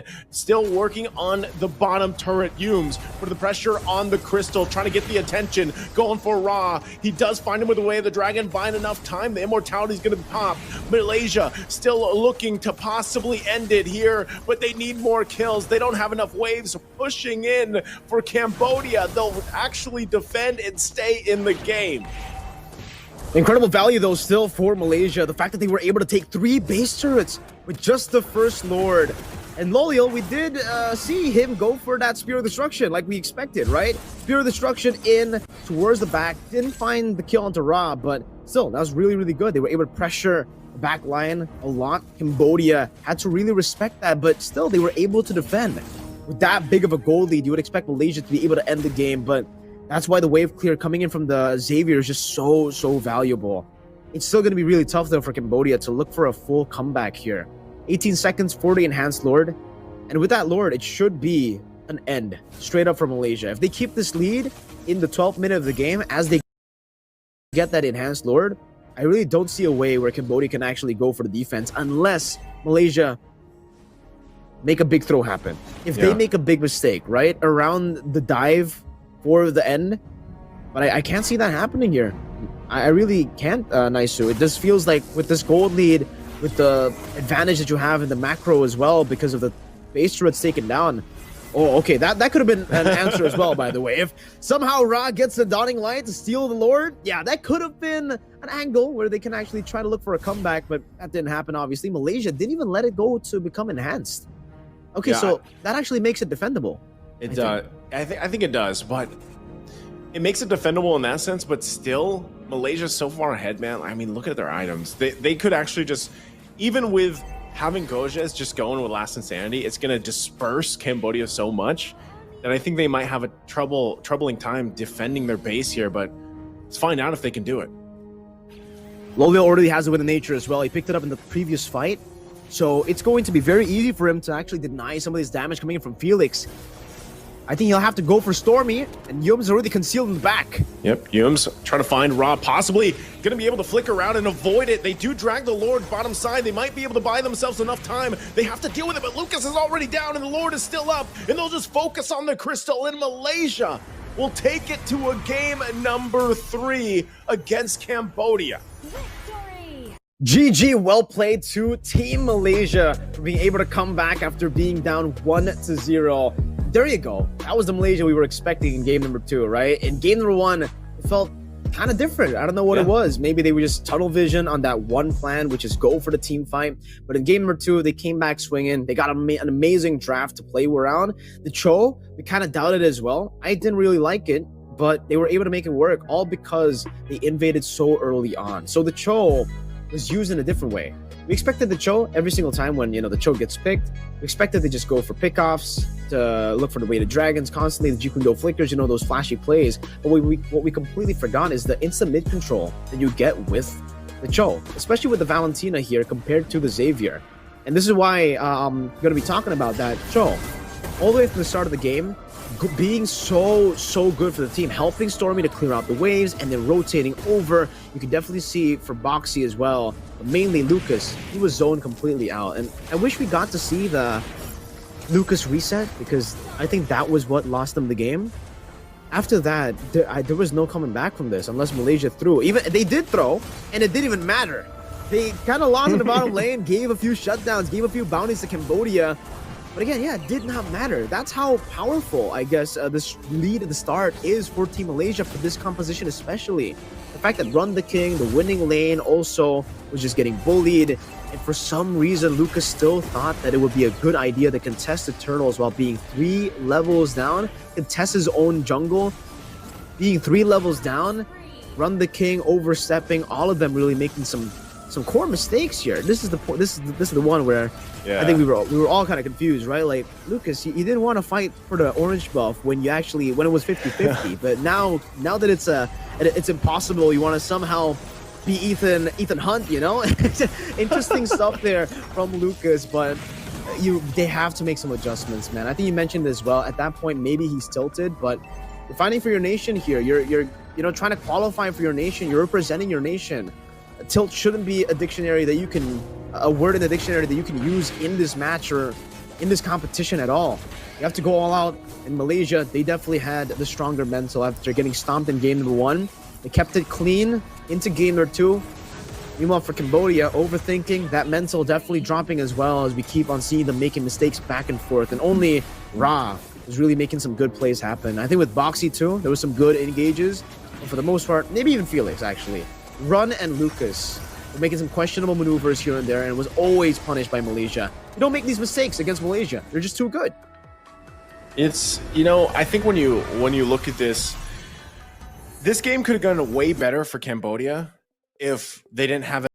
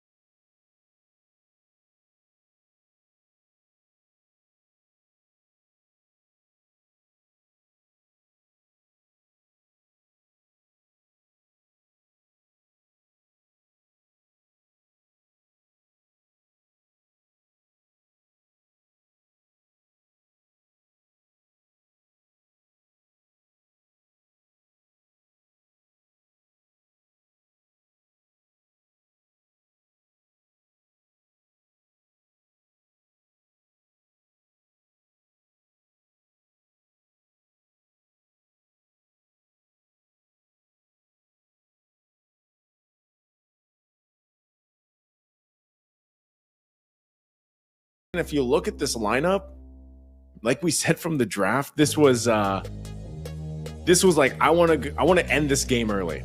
And so I think, you know what, that was the plan, and they executed it just like that. It was a big damn lineup, dude. Like, even with the combination, like, you don't see Kagura pop up much, but man, this Kagura popping up here and then having, you know, you saw them when they forced the fights, like in those Zaman forces, and had the yin yang overturns and everything else. Like, it was so good. Like, the amount of damage that was just there. And then at the same time, you have an Edith to kind of complement the whole, you know, Yums on this Cho pick. So I think everything really worked out for the game plan. Like, if they didn't end this game though early, I feel like they definitely could have struggled against the lineup from Cambodia. And they had to specifically go with this game plan of, this needs to be an early game, end it before the 15 to 18 minute range, and then we're good. But, you know, and they did exactly that. So Cambodia, again, really struggling here with this kind of lineup facing against this kind of aggression, I'd say. That's why the carry pick just seemed very, very odd to me. The fact that the Edith was up for grabs, some of these prio picks were up for grabs, like the Edith, it just made sense for them to go for the Edith before the carry. So they can go for the Edith and then later on get a good pick as well for that gold lane. But thinking that, you know, the opposing team will go for frontliners, trying to expect that and, you know, trying to predict that by going for the carry, it ended up with Malaysia adapting to the carry. They saw the carry and they were like, all right, you know what, if they want to try to go and deal damage to our frontliners, if they want to try to out sustain us and out DPS us, we're just outburst them. We're not even going to need to out sustain them in these team fights. Loliel was definitely a core member with this playstyle though. 7-0-5 for Loliel on the Harith. Game 1 was questionable, but I guess we could just say it's a Loliel thing to do. This is game 2, game 3 onwards. He played it phenomenally. Getting the power spike on the Moskov game number 2 so early on. It was the 8th minute as well. Game 3, the Harith, we didn't even see when he got the item power spike, when he got the Holy Crystal, but I'm guessing it's very, very early in the game because the game ended in 10 minutes. Oh man, some really interesting stuff here being utilized by Team Malaysia. Some interesting metas, and I love to see it. I really do. For Malaysia, it seems like they're definitely the most creative team when it comes to the draft so far, I think, in the Asian regional qualifiers for the Asia region, right? We haven't seen a whole lot of the Kaguras, the Auroras, and we see that from Stormy. That is his signature, going for those kind of picks, and it just fits Malaysia's style so well. And in a bit, we will be going to an interview with Ozoravecki, the analyst for Team Malaysia. And I think we're definitely going to get some answers as to why, you know, game 1 was so tough for them, what happened in the draft, and how do they come back from that performance. One thing, like I was saying before we even started the series, I think, you know, teams like Malaysia, and there's many other teams like this, they profit a lot on the current state of the game. You know, the patch that we had, the ability to go. I mean, they were already very unique in their playstyle before the patch, and so I think this allows them to do that even more so here, like the Banes, you know, like this just the changes that we see so far. I mean, the Arlots that they pick up, nothing too crazy with Arlot, but still they get to pick it sometimes. The Aurora we saw targeted banned out earlier, you know, and some of the, I mean, even to an extent, like they make glue work, they've done a lot of different things, and I think no matter what they draft, hell, even the Kagura, man, like the game plan seems to really match their identity. And they win the games in that way, in a very identity way. And I love to watch it. I love to see it unfold. They love to fight. Well, speaking of their identity, we're definitely going to get to ask those questions over to Ozoravecki. So let's get into the interview with Ozoravecki. So, hello, Ozoravecki, can you hear us? What's up, man? Hey, what's up, guys? Hello, I'm Ozoravecki, the analyst of Team Malaysia. Yeah, nice to see you guys. All right, man. Ozora, I got a few questions for you, but I'll start with a simple one, right? What happened in game number 1? And that was very uncharacteristic for Team Malaysia after seeing your run through the group stages as well, not dropping a single game. This is the first game that you've dropped in the Asian regional qualifiers, and I just want to know, shed some light into that loss. What happened? Was it draft? Was it errors in the game? I think generally we have a really strong early game draft, but we made a very big mistake when it comes to like the first minute of the game, right? You see everybody dying in the bush, and then you see our EXP later get completely zoned off 2-way. Yeah. So I think that is just too much when you are playing an early game comp, and then You make a mistake and then they just take away it. Yeah. Yeah, Right. definitely. I think we were on board with that too. When we saw the composition, it was good. Then we saw the early, dive in the bush, and it was tough to deal with.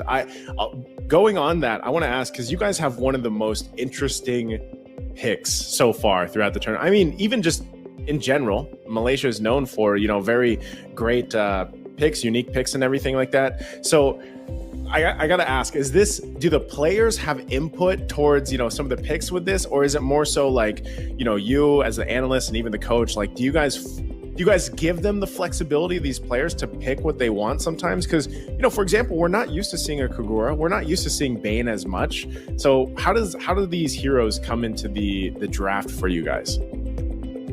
I think it's just really the system that me and Arcadia decided to bring to this team, because we really trust, especially the mechanic of our players, and then especially when it comes to pick like something unique or something that's out of meta, as long as the player can play well in the meta, and then we can like study up the why is good and stuff. It always makes sense, right? Mobile Legends has so many heroes, doesn't mean that you have to always play the same hero. As long as it's good in the meta, you can fight the meta, even though it's like odd, it's fine. Yeah. I love All it. right, then. As a non-meta hero fan, I love it. Yeah. He's a fan of Gord, by the way. He's like the #1 Gord at one point, top global. But speaking of these unique picks, you've been going off meta with some of these picks, and I just want to know if this meta allows you to do that more than the previous ones, or if it's just the same across the board, right? Because we know that with the current changes, especially the Kagura Aurora may be able to benefit if they snowball in the early game with some of these new items. I think definitely there's a lot of good balancing coming up from Munton, because especially it comes to the jungle changes. So you see that it opens up a lot more heroes to be played. It doesn't have to be tank jungler all the time, so you can survive the early game. So with those changes, and I think Munton is just making a very good small changes here and there that don't break the hero, but instead make the hero have their own identity. Like Moscow, for example, he used to be weak, right? They just changed his ulti, now he can fly over the map. Now he's good. So I think the balancing changes are doing good, and then it's just up to the coaches and players to like find out whatever heroes that you like to play and then just apply. All right. It's awesome, right? Nice. Do you have any last, questions, or you want to say anything before we end this interview? All I want to say is congratulations for booking your slot to WEC. Congratulations. Yeah, Congratulations. I'm really proud of my players, even though we don't have much time to practice, but they managed to gel and make really good run in this tournament. So see you guys in Riyadh. Thanks for the support, guys. See you, Zoroveki. Congratulations on the win. We heard that from Arcadia as well. They had little time to train for this, but congratulations. You guys deserve it, and we will see you later for the grand final, best of one, for the seeding of how they will, play later on. But thank you so much, Zoroveki. See ya. Thank you, guys. See you. There you go, Naisu. Now we're going to be ready for the next match, because with Malaysia winning here and Indonesia winning previously, that means we are set for a revenge match to what happened in Group B, and also technically have Group B supremacy here for Asian regional qualifiers. Yeah. Both of the teams who made it to Riyadh, to WEC, to the main stage, both came from the same group. But if you guys remember, Malaysia were #1.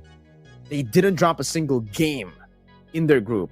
Indonesia, they dropped a match and a game against Malaysia, but that's it. Anyone else they were able to beat. So for you guys waiting, you guys know what's up next. It's the revenge match, or perhaps the repeat match, depending on how you see it. Malaysia could get it done, get that snowballing all the way from start, stop the Indonesian snowballing from happening. And if you guys are wondering what this best of one is going to achieve, right? Because obviously both of the teams have already qualified. Technically, it's unnecessary if there's no impact here, but there will be impact later on. It'll be for the seeding of these teams as a Southeast Asia representative for WEC 24 in Riyadh. So we'll get to see them in the group stages as well. We'll see maybe them go to different pools if they win here. So it's a very important match, nice. It is, and it is great that Group B was able to pull this through, and we know that another Asian team is out there waiting for them in Riyadh. The former champions, I should say. So I can't wait to see what happens with the best of one, at least to round it out for us. Well, with that, we're going to head to break, a very short one at that, 10 minutes only to get to our final match of the day. The grand finals, best of one, Indonesia versus Malaysia. It's been Mirko and Naisu, and we'll be back later for the final match. Stay tuned.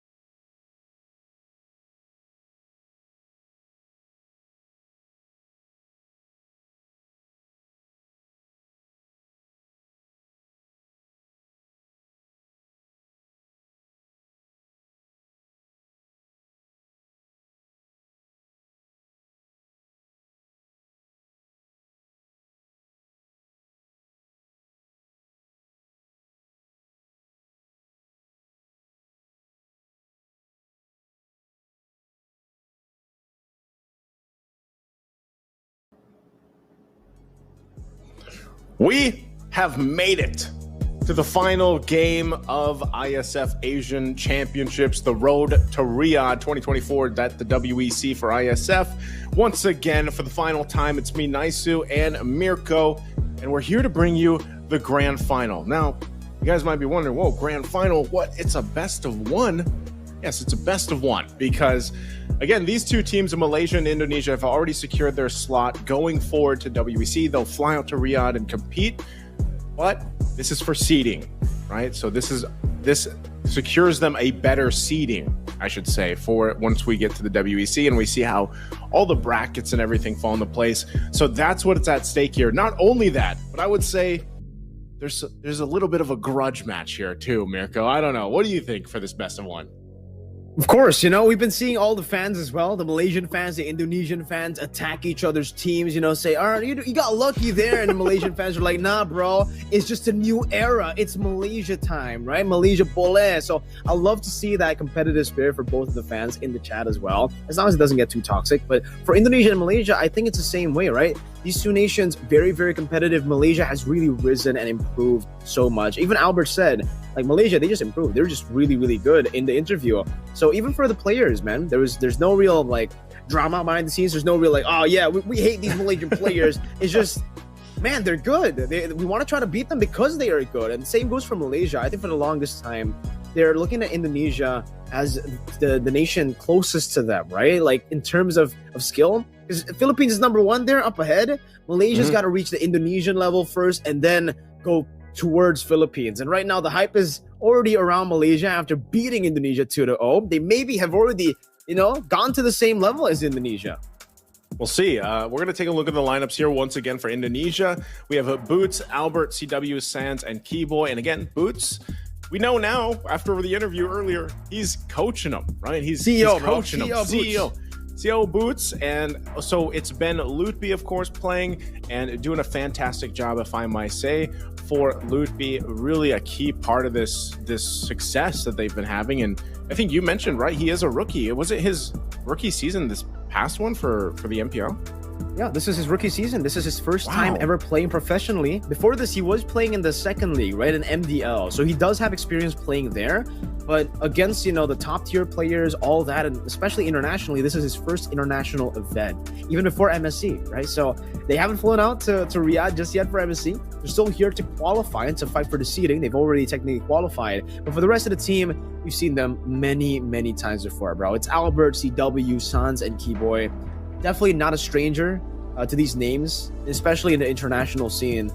Yeah. We have seen them, I think, all the way from season 7 for Albert. No, wait, it's 8. Season 8, it was Onic RQ. So it was Albert, CW, Sans, Keyboy, Vin, all those names that you guys probably know to this day. But for Malaysia, that's what's really crazy about them, right? This is a team who don't have as much experience, maybe aside from Yums, when it comes to the international scene. And the fact that they're able to perform at this level already, it's crazy. Yeah. Impressive. Even if you look at some of these names, they're very familiar for a lot of people that have been following maybe just the international scene in general, but also specifically the Malaysian scene. You have Yums, Stormy, Skies, Gojes, and Lolil. And, this was the team that I feel like just a couple days ago made waves online. Like, for a lot of people, they were like, saying a lot of stuff about the matchup from Malaysia and Indonesia the first time they met in the group stage. And, we're all for it. Be a fan. Yeah, just don't be toxic, right, guys? I mean, come on, keep it civil out there, because at the end of the day, there's no bad blood, of course, between these players, these teams, and they just really love to play competitively against each other time and time again, whichever world stage they're going to find themselves on. And at the end of the day, remember, these two teams are both winners. They're both going out. They're both flying to Riyadh later this year, and, they're going to be in Riyadh a lot this year. Let's just say that. So I think for Malaysia specifically, they're the team that can match up and maybe, like you said, maybe even go above what we've seen from Indonesia before. I mean, already they've proved that. That's number one, at least through the group stages. Now, I'm just wondering if Malaysia is actually able to maintain that standard that they already set early on, because to be able to do that, and I think as Malaysia as a region for the longest time they've always been around, like, you know, in these international competitions. But even our dear friends from Malaysia, like we know what they say about, you know, the competitiveness on the international stage. They're usually happy with, you know, getting certain places. Maybe it's not first through 3, but they're happy to be there. Maybe it is third. But I think the main point that I'm trying to get to is, for Malaysia, these players have improved so much on even some of their respective teams that they've come from, and now they're forming this national team. Their improvement has come through, and the synergy that they're able to play with against a team that has a lot of synergy. I mean, Indonesian team is no joke. Obviously, they're one of the best in the world here. But Malaysia, from what we've seen, is getting there, and I think it's getting more apparent that you really have to respect this play style from Malaysia. A lot of the time, a lot of people already respect the play style of Philippines, Indonesia. You know, they're usually the 2 countries that pop in your head. But Malaysia, what they did already in the group stage, if they can do it again in this best of 1, I know it's only for seeding, but if they can do it again here, then they even further that theory of, man, Malaysia has gotten so much better over the years, over the time. And, you know, remember, here in Iesf, guys, there's no imports, so we can't go and argue all that stuff, right? This is national players, national teams duking it out. And the thing I love about Malaysia so far is, like we just heard from the interview, the amount of uniqueness to their drafting. Their playstyle typically stays the same, but they love to experiment. And if it's not meta, it doesn't matter. If they can make that hero work in the current way of the meta, they'll do it. And that's what I love to see. I think that's what everybody loves to see. Finally, a breath of fresh air when it comes to the meta, right? From the Southeast Asian region. Because technically from the African regional qualifiers, or the first few days of Asian regional qualifiers, yeah, we've been seeing a whole lot of different picks, unique picks, which is cool to see. But now for the Southeast Asian teams, especially Malaysia, you know, part of the big 3 when it comes to the major regions, going for risky moves in the draft makes it just so much more engaging as a viewer, as a caster especially, right? Whenever they go for the Aurora, the Kagura as well, there's always, you know, a little bit of a smile there, a little bit of happiness for us. Yeah. And I think it's safe to say for both of us, right? As an Indonesian, as a Filipino, the Philippines and Indonesia, and for Indonesia as well, they've been top 2 for so long.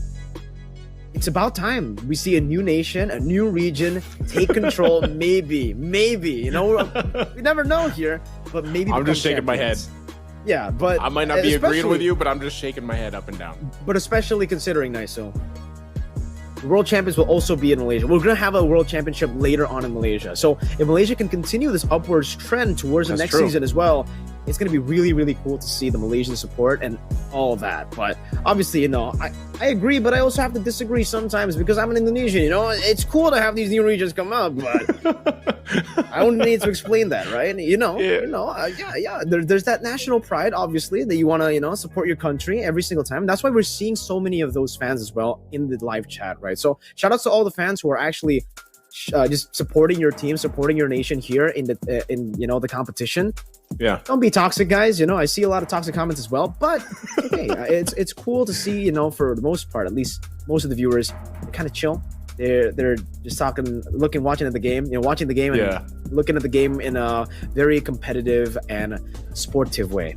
You know, I would say that out of all the viewers, it's probably a small percentage that are actually, like, you know, in the chat and stuff, because so many viewers, like, I mean, think about it, the sports or the esports that you watch the titles, are you really sitting there like typing away on the chat, or are you watching the game? Like, I don't know, maybe this is because I'm older, but I don't even open the chat when I'm watching sports or esports. I close it, I full screen, and I sit back and watch. So, you know, some people like to also just come and talk in the chat. That's your thing, great.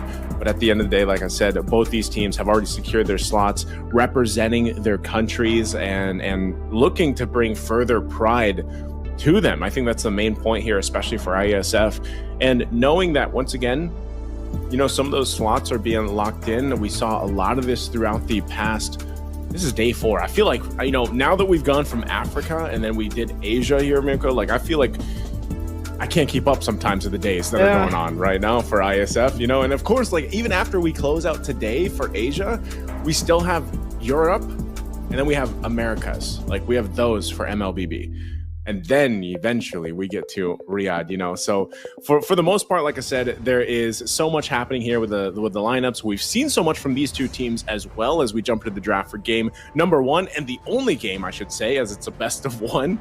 So if you have everything to leave on the line here, you might as well do it for game number 1, as it's the only one. And also for Malaysia, interestingly enough, I'm not sure if we're going to get to see that again, but it looks like they banned out the Fanny to start out. I think this is going to be the battle of obviously these two junglers again that we got to see, and I think it's very exciting to see unfold depending on what Albert also brings to the table in terms of his hero choice.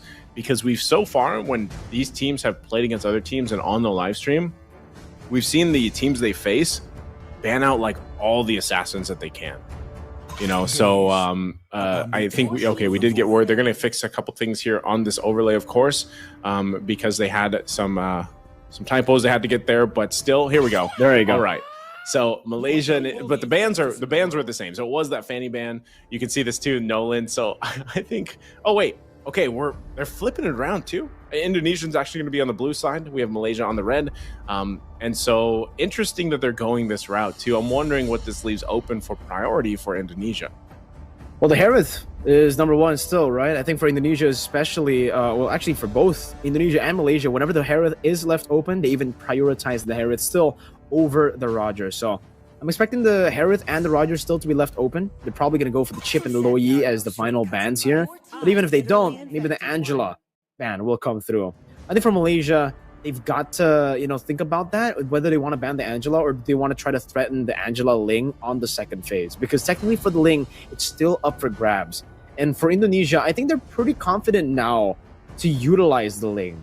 I don't know if the Ling and the Angela get left open. I don't know if they actually want to go for Angela first, Ling first, Harith first, or Roger. But I think it has to be either Angela or Ling if the Ling does get left open, or if the Angela does get left open, right? Because if you don't pick up either the Angela or the Ling, Malaysia will have a chance to go for the straight-up Angela-Ling combo. But they stopped that before it even happens. They stopped that in the banning phase here. In the first phase, get it out of here. The Ling, Harith, and the Roger. 3 big picks. And now it gets kind of tough for Indonesia to try to decide, but it doesn't seem like it was tough at all. They actually just lock in the Ling, confident with Albert on the Ling. We did see a 13-0 game just yesterday. Johnson Kadita, he's back. They're back. The Johnson Kadita combination. If it's anything, it's their playstyle. I almost feel like this is also in a way for them to just, Malaysia's probably like, you know what, let's have some fun with this. But these are still actually quality picks because, like we said, you will not see many teams pick up Johnson. You'll see teams pick up Kadita, sure, but Johnson right now, there's not that many teams out there. Malaysia will do it though. Now, how does Indonesia respond to that? I think Albert already gets his Ling. He's not going to get the Angela to be there to support him. Interesting. All right, Zask is going to come out for this game, and the Masha locked in. Okay, for Luke B here. All right, interesting. I think we're gonna have a fun game on our hands here, Mirko. We get it. It's a best of 1. It's not a best of 5. You don't really need to go for the reads. You might just go for the pocket picks. But we were talking to Ozoro Vecchi earlier about how all right, they do like their own metas. They like to be creative in the drafts, but this is borderline crazy. It's not just off meta, right? Same goes for the Zask as well. When was the last time we saw Zask in a professional match? I don't remember at all, actually. Maybe season 7. Yeah, season 7 MPLID was the last time at least I saw it domestically, the Zask. And the Aldous pick as well. Malaysia want to double down on this composition with the Kadita Johnson and now the Aldous. It makes sense technically on paper, right? You have that global presence with the Aldous. That's something that a lot of teams have been able to utilize with the Loyi, with the Chip, with the Moskov as well. But I think now as we get towards the second phase, Indonesia will start banning out that Moskov, the marksman as well, from Malaysia. Because Lolios, when he got his hands on the Moskov yesterday, or was it 2 days ago? When they beat Indonesia, that was when Lolio got the Moskov, yeah. Okay. Whoa. Aldous? So Freya's going to ban? Honestly, I think this is like... the idea for this is almost just like, you know what? We both locked in our slots. Let's go out with a bang for our seeding. I think that's what it is. You know, like as much as possible. Just or maybe this is going back to the question that I asked during the interview for Malaysia, was like, do you guys let the players pick their picks for the draft, or is there like a communication between you guys, the coach, and everything else? Maybe this was just like, you know what? Hey, for the Malaysia players, you guys can just go ahead and pick what you want, roll with it, have some fun. And maybe this shakes things up enough too, where it actually throws Indonesia off, you know? But even this Zask pick, I feel like I've seen now a couple streams even pop up where you have like these Zask mains playing this quite a bit in the new system, ranking it up. Yin is banned out. Man, we missed the Yin Roam, by the way. Bring that back, you know, bring it back to the table. But interesting last couple bans from Indonesia. I don't even know what to guess, man. At this point, with these first phase for both these teams, I don't even know what for us to guess here. So let's just sit back and see what both teams around this out with for their last two picks, because Aldis, like, is this also going to just be like, okay, where do you put Aldis? Where do you want him in your ranked games? If you have an Aldis player, where do you want him? Oh man, I don't want him in my rank game. That's number one, right? If you tell me to choose, I don't. All right, I guess now he's insta-locked. It's insta-locked, and it's gonna be a Joy as well. So Joy goes to the jungle, I think. I think the gold or the XP should be okay. You know what? Maybe even the mid lane, honestly. Okay. Have you ever seen the Aldous mid lane? Because you get more minions in the mid lane early on, so you can get more stacks. More stacks. That was Beleric as well. Oh my god, yeah, both Indonesia and Malaysia, they're just gonna utilize this to try to like read and test the waters. These are some crazy picks, man, and that's the Selena to end things off. That's Keyboy on the Selena. All right, let's take a look at Malaysia. What's their last pick gonna be? We're not gonna see a marksman, I think, especially now looking at the composition from Indonesia. And it's Saber! No, man!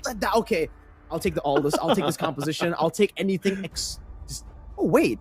It's also Zacuti who's going to be playing, by the way. So, yeah, okay. A swap in jungle? Yeah, no skies. It's Zacuti. Okay, so it's jungle Saber. Gold lane Joy, is that right? Or unless they're doing a lane swap too. Lolio's going on the Joy.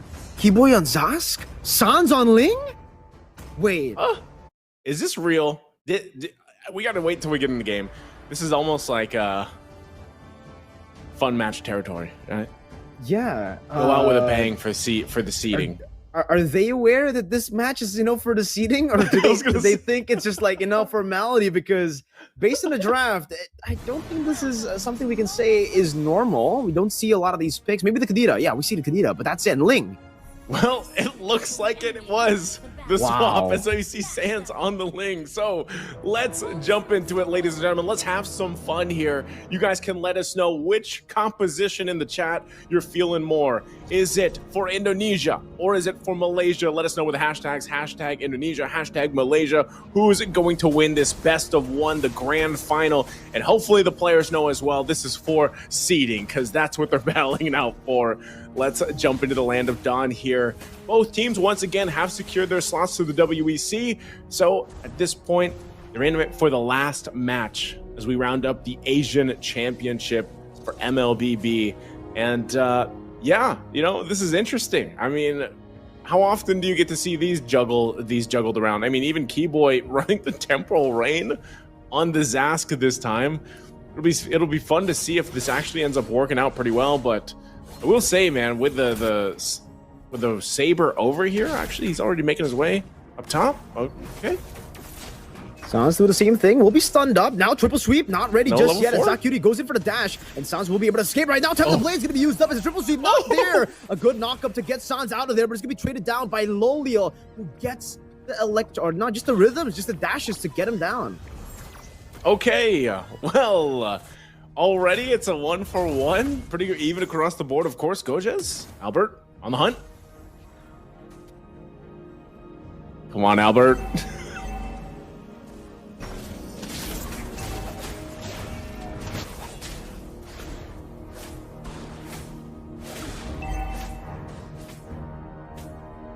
He wants to be stacking up on this Aldous. He wants to be taking a lot of things. So the fact that they were able to zone him away, even though obviously, he had spend the flicker there, and technically he didn't get anything. No resources back. It's still not that bad because Gorgeous does lose quite a bit there in the bottom lane as they are going to go for the turtle. It's Sans who starts things first. ZocQT on the purple buff, trying to go for the purple buff first as Sans keeps on going at it. Doesn't have the purple buff just yet as Sans jumps in Retribution and we'll be able to find it. ZocQT, does he go for the triple sweep? He doesn't even have it. Sans has it with blades and we'll be able to use it under the turret. That's gonna be the tank in coming in from Keyboy. One last hit. Sans picks it up. A good abyssal arrow as well to stop Humes. But look at the chase fade. Gorgeous picks up the kill. That's a trade back in favor of I don't know. I don't know. It's pretty much, man. Oh, another abyssal arrow right into the thunderclap, and that's a sky piercer built for CW. Calvin Winata on the Masha. Alrighty, well, at the same time, it looks like both teams have just ignored the turtle. They just want to battle it out further. Top side, they're gonna get a kill. Good abyssal arrow once again as the Dominator's Ascent gets used up. Keyboy now going to Stormy, who's forced back with the oddity as Albert again just tries to go for another abyssal arrow. As Lolo who's jumping in, has electrifying beats, gets stunned up with the abyssal arrow, does some damage. Keyboy flickering forward. What was that? Albert getting the kill again. The Breath of the Ocean sidestep. Now ZocQT with a few shots should be able to take Albert down. Meanwhile, in the bottom lane, Lutfi and Sans will be going onto the turtle. With ZocQT up top, it should be free. Wrath of the Dryad used up as well here by Lutfi. Gorgeous. Does he go for the steal? Does he flicker in? Do it! Do it! No! Sans will just take this away. All right. Turtle finally secured into this game. Driving around. Johnson going around. Oh, it's going to land on the Keyboy right into the rough waves and the Breath of the Ocean. An abyssal arrow, though, connecting onto the backline where the Tempest Blade is going to be used up. ZocQT will not be able to utilize the triple sweep all the way. Stormy gets a good petrify, but gets stunned up by the abyssal arrow. Still with the immune, able to escape. Albert diving deep under the tier 1 as Sans looks for the kill, but will be able to do so. Goes in, chase fade onto Albert. Now an oddity again. Stormy able to outplay Sans with the Defiant Blade, chasing him under the tier 1, getting the kill, and now getting chased down by Yums. With Gorgeous just focusing on the farm in the mid lane. It seems to be another trade. That axe is not going to land. Yums will recall. Okay, a whole lot is happening here. My God. My goodness. And, you know, heroes that you're not even used to casting over, but it's fun to see. And with that, you know, I wouldn't even say when you look at this lead. Hold on, Johnson's making his way down mid lane. Oh no, it's Keyboy again who gets caught, but Lutfi, the Wrath of the Dryad was used up earlier. Keyboy is able to outplay with the Dominator's Descent. Wow, what a play on that Temporal Rain too. Gets a whole lot of value. Meanwhile, Gorgeous in bottom lane will try his best to pick up some of the gold from that turret, but Sans is here. Now Gorgeous deals some damage back with the Sans. Ooh, it's gonna be a lot of damage placed down, but now it'll be 3v1. Lutfi picks up the kill. Yoms trying to go for the conceal to help him out in the bottom lane, but it will not work. Indonesia leading in kills in the mid lane. ZocQT gonna be stunned up into the abyssal arrow, but he sidesteps it just in time. Triple sweep as Albert does some damage back. That's a Sky Piercer, and Sans picks up a killing spree in the mid lane as he jumps in with the pinch poise. Man, so I guess you could say that Indonesia's at least got a lead right now. It's very minor, but still both teams just kind of trying to find pickoffs where they can, get kills where they can, and just with this interesting lineup, I should say, able to pull through. For Malaysia, though, on their end, this is the way they could win. This is just Gojas gets 900 stacks, dude. Like that might be the answer. 900 stacks. Johnson with the rapid touchdown, able to crash onto Albert. Look at him. Look at this tree man walking all the way towards the front, trying to chase Stormy. Keyboy, Dominator's Descent. He'll just stay there. That was unfortunate, Keyboy. And a nice try, man. Nice try. What happened here? Still steal by Sansa. He dodges away from the triple sweep. Now picking up the blade. ZocQT going to be slain by the Finch Poison. Chase Fade connects with the Breath of the Ocean. And it's going to be the shutdown for Stormy. Tree man. Getting the rough waves. Another Chase Fate now used up on the Lutfi. Oh, flicker out of the missile arrow right into the oddity. But CW is here to go in. That's a thunderclap to take him off. But look at the Johnson. Oh, the flicker forward by Albert to cancel the rapid touchdown. Forcing Yoms in the skirmish. And CW gets that last thunderclap as it'll be a trade for Lolial. He gets a turret up top. But look at the mid lane as well. Keyboy staying busy. Man, that was tough. Yums is like, come on, I got you, Stormy. And he ends up getting taken down instead. Stormy's out of there now. Triple sweep. Albert will lose his life. Dominator's Descent, though, as he moves forward. That's a stun down, and ZocQT will be taken down by the little Johnny boy there. Dominator's Descent. That's what I call him, by the way, man. Little Johnny boy? Little Johnny boy. Whoa. A little bit of another skirmish happening there. It seems for Mlbb is trying to go for the top. Oh no, Keyboy flickers out of the rapid touchdown. He'll just make a detour though. Lolio going for the chase as well. This should be Keyboy falling to the electrifying beast. 2-man into the petrify and the rough waves as well. Sans and Mlbb taken out. I gotta say, Yumes, he's got a license, man. He's actually a pretty good driver aside from earlier when he ran in. What? CW's gonna get the kill on Stormy. They might have a revenge here. Okay, CW dealing damage back. Thunderclap gets caught by the fade. Gorgeous with the shutdown. And in the 7th minute, we've already got rapid touchdown again onto the back. Gorgeous dealing damage, and he might not need the 900 stacks. Maybe he's skilled enough. He's there already. He's got it already, and he's 5-2 and 3. Aldous, though, I mean, the burst damage with Gojes and Zach Cutie already should be an automatic kill. That's not even with Stormy. Stormy at some point, like, there's so many just 1 kills that they could get. Once again, Yumes is going to drive it with Stormy. So it's up to the rest of the team. Where are they going to spot this out? Turtle's up, though. It's already going to be started there with Keyboy. Might just make their way down to the turtle pit. They might be a little bit too late for this drive, though. Here they come. Yeah, Sans picks it up, gets caught by the petrify. That's Rather Dryad to taunt them back in towards them, but that's not going to be enough damage right now, as that's going to be the electrifying beast with the triple sweep used up, and that's a chase fade again to dive Albert to the backside with a flicker as well. Keyboy dealing some damage now, doesn't have Dominator's Descent just yet as Loyal gets rid of Mlbb on the other side of the map. It's still going to be Keyboy trying to look for the kite down, but the Breath of the Ocean puts him down to the ground. And take a look at the shutdown picked up by Albert as well, able to outplay in that chase, but now Loyal has the dashes. Rapid touchdown! Oh, he crashes in and he gets shot down by the turret. Albert looking to go for a play, puts in the trap. Stormy gonna be caught in the abyss, so arrow connects again. Albert getting the kill on the Stormy. Lolio now looking for electrifying beats, has 2 stacks on him. Albert trying to juke here, electrifying beat chasing. The slowly but surely able to take Albert down as Sans goes in for the chase. He did get that purple buff, and honestly, nice. Who's winning? That's a good question. I was gonna ask you that too at this point, man. Like, hey, I'm glad you're doing the play-by-play, Mirko, because this with these lineups, it's all you, buddy. Like, you got it. It's all fights, bro. It's all plays. It's all fights. It's all drive-bys from Yumes. And, you know, honestly, this whole time, I feel like Mlbb has just been the tree man. Oh, hold on. Oh, wait. They run into, what do you call it again? The Johnny Boys, man. Johnny Boys. Ran into a Johnny Boy there. That's the least alien name I could think of, man. I don't know how you got to Johnny Boy. It's just like an Indonesian meme, man. They just call the Dominators the center, all of it. Yeah, oh, Mlbb going for the chase. Threat, dude. Look at the threat from this Velric.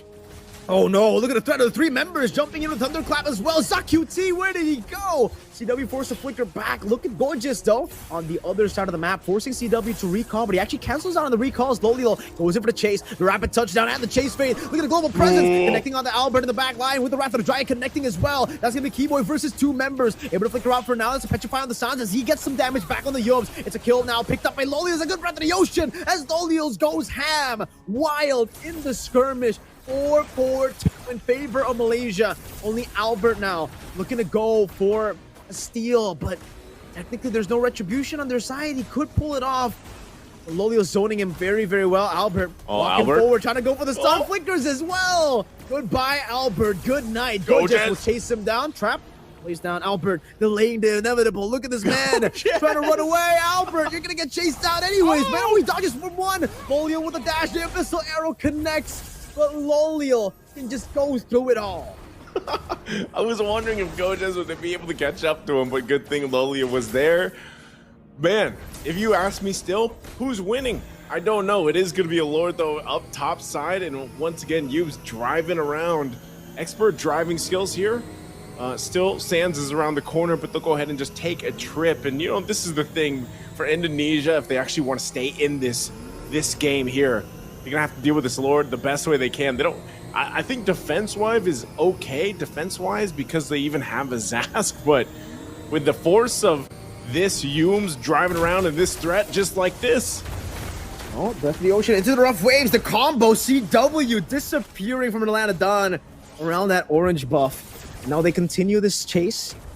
That's Sans getting knocked up. Triple street from Zakuti, and the Sky Piercer will be enough to take Sans down. Now with the Lord up top as well. We might be looking for a full-on fight. Luppi getting a taunt, massive taunt onto 4 members. Keyboy with dominates percent, now forced to flicker back. The chase fade into the back. Oh, he gets close to Keyboy, and he'll take him out. Now next it's going to be a double kill as it goes on to Luppi. Rapid touchdown onto Albert, and Malaysia are looking to end the game in the 11th minute, making it 12. That's GG to Malaysia. Man, oh man. Congratulations, Malaysia, for winning the grand final in the best of 1. Oh, against Indonesia. Again, guys, just so everybody knows, because I know some people probably jumped into that game and are like, what is going on? Both the teams, Indonesia and Malaysia, have already secured their slots to Riyadh at the WEC. And, you know, it came down to a best of 1 for the grand final just for seeding. So that's, you know, for placements once they finally get to the WEC. And they went out with a bang. They went out with style, went out with finesse. They went out with a whole lot of stacks and a whole lot of questions of who was winning that game during that time. But clearly, in due time, Malaysia comes out swinging with a lineup that already off the bat, when Johnson and Kadita were picked up, I was like, you know what? This could work out. And then we saw the rest kind of come to play here. And then with Indonesia switching roles, hey, you know, I'm sure it was fun to be able to do that, you know, once in a while. They probably don't get to do that on a competitive stage too often. Not at all. I don't think they get a chance to do that at all, right? And we get to see the highlights. It does seem like the entire game was just a highlight reel. So nice to always restart. First blood, Sans, traded by Lolio. And then this flicker by Albert, right? And he gets caught. Yeah, I mean, it started like you said, throughout this game, it was actually a fun back and forth. I don't know. I'd almost feel like, you know, this is one of the games that I've played before, especially with the lineups that I see here. But, you know, there's no gourd. There's no way you play it here. No, you know, sometimes the gourd is banned, man. You know, but usually when I have those games and I see that the Aldous locked in, like immediately locked in and then picked up and put in the gold lane, yeah, I say locked in. Like, I'm not even right now, I should say I'm not even high enough rank to have bans. Oh, CW, by the way, we got flicker. That's such a funny one. Oh my lord, we didn't get to see that. That was actually really fun. Yeah, yep, he was able to dodge that. But yeah, I guess, you know, for both these players, it's funny because when we built up to this, it was like we were asking them, you know, who would you like to face off in the playoffs and the grand finals and everything else. And then, hey, we didn't know they wanted to do it in this way. But no, I don't think anyone knew. Yeah, I think one thing you guys can count on, though, is once we do get to the WEC in Riyadh, and if these players, you know, get to match off against each other, expect a highly competitive match. Just like this one. I mean, it was competitive in its own right. You know, but at the WEC, I know these two teams are definitely going to want to go ahead and settle, I feel like, a score in a sense. So for me, this is a really good way to settle a score with you know, with some fun to it. For sure. And we get to see it here. Oh my god, man. I mean, just fights after fights after fights. At this point, there's no analyzing. It's more just reacting, right? And every single skirmish, you're like, all right, let's duel it out. Gojes definitely felt betrayed here. He thought, okay, Sans, you're going to try to 1v1 me, nerd? All right, come face me. And then 3 members show up, right? It's like, it's a bit, it's not honorable, but it's the way you actually want to go for these fights, right? You never want to actually go make it fair. You got to use these advantages, man. And then Malaysia, they definitely used that after that. After Gojes didn't get the fair 1v1, they were like, all right, none of you will get a fair 1v1. Everyone's just going to go in with the rapid touchdown and the chase fade. It's always going to be a man advantage for us. Man, you know, we're still looking at the highlights here too with this, and I think I was actually happy to see the Belric, but you know, when we were going through the Iesf, even in Africa for the qualifiers here, I feel like that was something we were looking for. Like, Belric, did we see it pop up once? I think we did, right? We did, yeah. It was, Belric Flicker, remember? It was Barrick. Yeah, it was XP lane, wasn't it? Yeah, it was MLB Women's for Africa Regional Qualifiers. That's right. We saw Belric XP lane this time around. You know, I'm actually wondering as I look at this too, like how useful would a Belric roam be, like in our current state of things? Like if it would actually be beneficial for teams or not. But, you know, anytime you're playing against a Johnson Kadita combination, I don't think there's much you can do, man. You know, to be honest, like every single time that rapid touchdown is available, yeah, it's going to be tough to deal with. And even for the Zask, like the old Zask mains out there, I'm sure they've been happy with some of the new changes, of course, coming up. And I feel like he could actually be pretty competitive in even your ranked games out there. Maybe even Johnson could be. Maybe Johnson could be at that point where he is. But, you know, when you look at this and you look at the highlights here, you just got to appreciate the fact that they played their last game with some fun. And I don't know, man, maybe, you know, as different as the meta is coming to head here, that we see some of these heroes even pop up, who knows, by the time we get to the WEC. You know, and it was all part of the plan of actually just getting the dust off and trying it out. This final fight, man, this final skirmish, Keyboy getting isolated by two beefy boys, and Lolial as well with that damage. The Joy, dude, the Joy was nerfed, right? But if you take a look at his damage, it didn't feel like he was nerfed at all. He's still doing crazy amounts. Maybe it's just because this is like a weird composition for Indonesia. Maybe that's why the Joy looks like he's doing so much damage. But yeah, man, it was, you know, they're gonna go out with a bang. They're both already in Riyadh. Technically, they both already qualified to Iesf, the main event. So I guess none of them really want to go and reveal the strategies. Not even for the seeding, apparently. I see. Pocket strat. Maybe this is the pocket strat. Maybe Malaysia's pocket strat is just stronger, man. I don't know, dude. Like, some of these picks I could actually see working currently. Now that we've seen some pretty crazy stuff throughout the qualifiers, like the Saber could work. Saber could work, yeah, definitely. Saber could work. And I think it's like threat enough, like you know, especially with the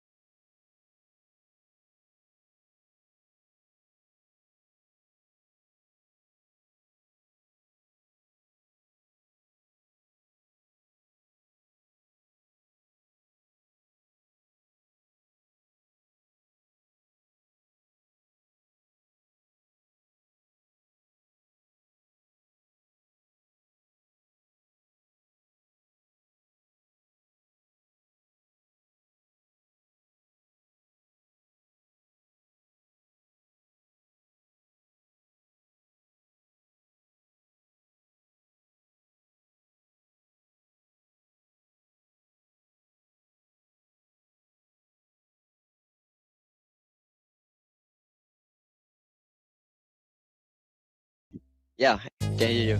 Hey, congratulations. Hey. The grand final, what a game. Best of one. What a lineup you guys had. Can I just ask, you know, you can let us know, because I know some of the viewers might have been wondering as well when they jumped in. What was this lineup? What was it? What was the IQ behind this lineup? Why did you guys bring this lineup to this best of one? Because this lineup is like one of the most strongest lineup in ranked game, which is people call MICC, which you bring like Johnson, Kadita, all those. And as you can see, we want to bring Freya and Yin, but they banned.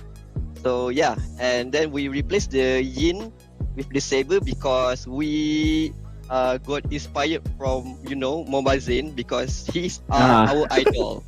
That's why. Great stuff, man. It worked. Oh, it really worked, and coming into this best of one now. All right, I just want to know your thoughts, Gojes. You've qualified to the main stage, right? Even before this game, this was just like proceeding, but you've qualified to the main stage. Which team are you most excited to go up against later on in the main stage? Maybe I would like to have a rematch with Indo and maybe Philippines. Okay. Indo and Philippines. So I got another question to add on to that, right? You want to go up against Indo, you want to go up against Philippines, Gojes. I've been watching you in MPL Malaysia. You're quite the talker. So I want to know if you have any words for them here, especially after beating Indonesia, technically with this 3-0, yeah? 2-0 in the groups and then another best of one. Do you want to trash talk or is it respect mode, Gojes, for when you're representing Malaysia? Yeah, maybe I will be in respect mode. He's saving it for the in-person, man. For MSC maybe, right? For SRG, when later on SRG plays, maybe you can use that later for MSC. Yeah. Maybe on the stage, not in this interview. Okay. Gojes, is there anything you want to say to everybody supporting Malaysia for Iesf? I know you guys have so much practice going on for different tournaments, but for everyone that is going to be following you guys for Iesf and seeing that you guys did beat Indonesia even before in the group stage, any words you guys want to say over to your fans out there as you guys get ready to move on? For everyone that believe us, thank you for all the supports. And yeah, maybe at first you guys didn't believe us that this lineup can maybe fight strong country, but yeah, we prove it at you all, and yeah, keep supporting us. Thank you. Awesome. Thank you, Gojes. Congratulations again. We can't wait to see you guys at UECS in Riyadh. And hopefully you get that rematch you guys are looking for as well. So thank you and good luck to everything ahead of you guys. Okay. Good luck, man. See ya. Oof. There we go, man. Gojes. That's respect, Gojes. Respect Gojes. I didn't know that creature existed, respect Gojes. I thought he was just gonna, start like talking after that, man. I thought he was just gonna, start talking about Philippines, Indo, saying like, yeah, we're gonna beat you next time we meet you or something like that. But hey, it's good. I'm glad to see, that, Gojes has that respect side of him. When he's representing his country, a different side of Gojes comes in. He becomes a wise man because those answers were all quite wise, man. He's like, usually on stage, I don't know if you've seen the interviews for SRG and MPL Malaysia, but he's always on the mic yelling and saying like, "Yo, what's up, bro?" And you see a calm Gojes. When I saw him in an interview, when like his screen popped up, I thought for sure, all right, this man's already smiling. He wants to go for the trash talk. I'm gonna just throw it at him, I'm just bait it out. But then he says, "No, I'm just gonna stay chill, bro." That was like me a few months ago. I'm a different man now. Like, please, bro, respect. Respect. Respect. That's all. That's what it's about. Respect. Hey, because at the end of the day, they're both going to Riyadh anyway. The WEC. And he still wants the rematch. That's true. So if they want to bring some of that fire, they bring it to WEC later this year, right? They have other things you got to focus on too. But I think Mirko, that's wrapping it up for us, man. It's been 4 days of jam-packed action, and I think some surprises as well. A great preview also of the meta right now, I would say, for the most part. And I know some things can change ahead of us, but there's a whole lot of Mlbb that you guys get to watch coming up. And we thank you guys for joining us for the Asian Championships here. And we can't wait to see all of these teams battling out in WC. Mirko, any last thing you want to go ahead and say before we close out? No, just that's it for the Mlbb Open Match broadcast. It's been a pleasure for me, for Naisu, for even Arashi and Eternal who've joined us in the past few days. See you guys at the offline qualifiers for later on for the African qualifiers and then later on for the Americas qualifiers. Because again, if you guys think it's over, it's not. It's so far from over. We still have all the other qualifiers that will happen later on in the month and also the main event. So get ready for that. Me, Naisu, all of us, we're ready. We're absolutely ready. We're ready. We are. We're so back. We're ready, and we can't wait to see what unfolds. But that's going to be it for tonight. Thank you guys all for joining us, for checking out the stream. We're closing it out here again. I'm Naisu. That's Mirko, and we'll see you on the next Iesf qualifier. Bye-bye. See you guys.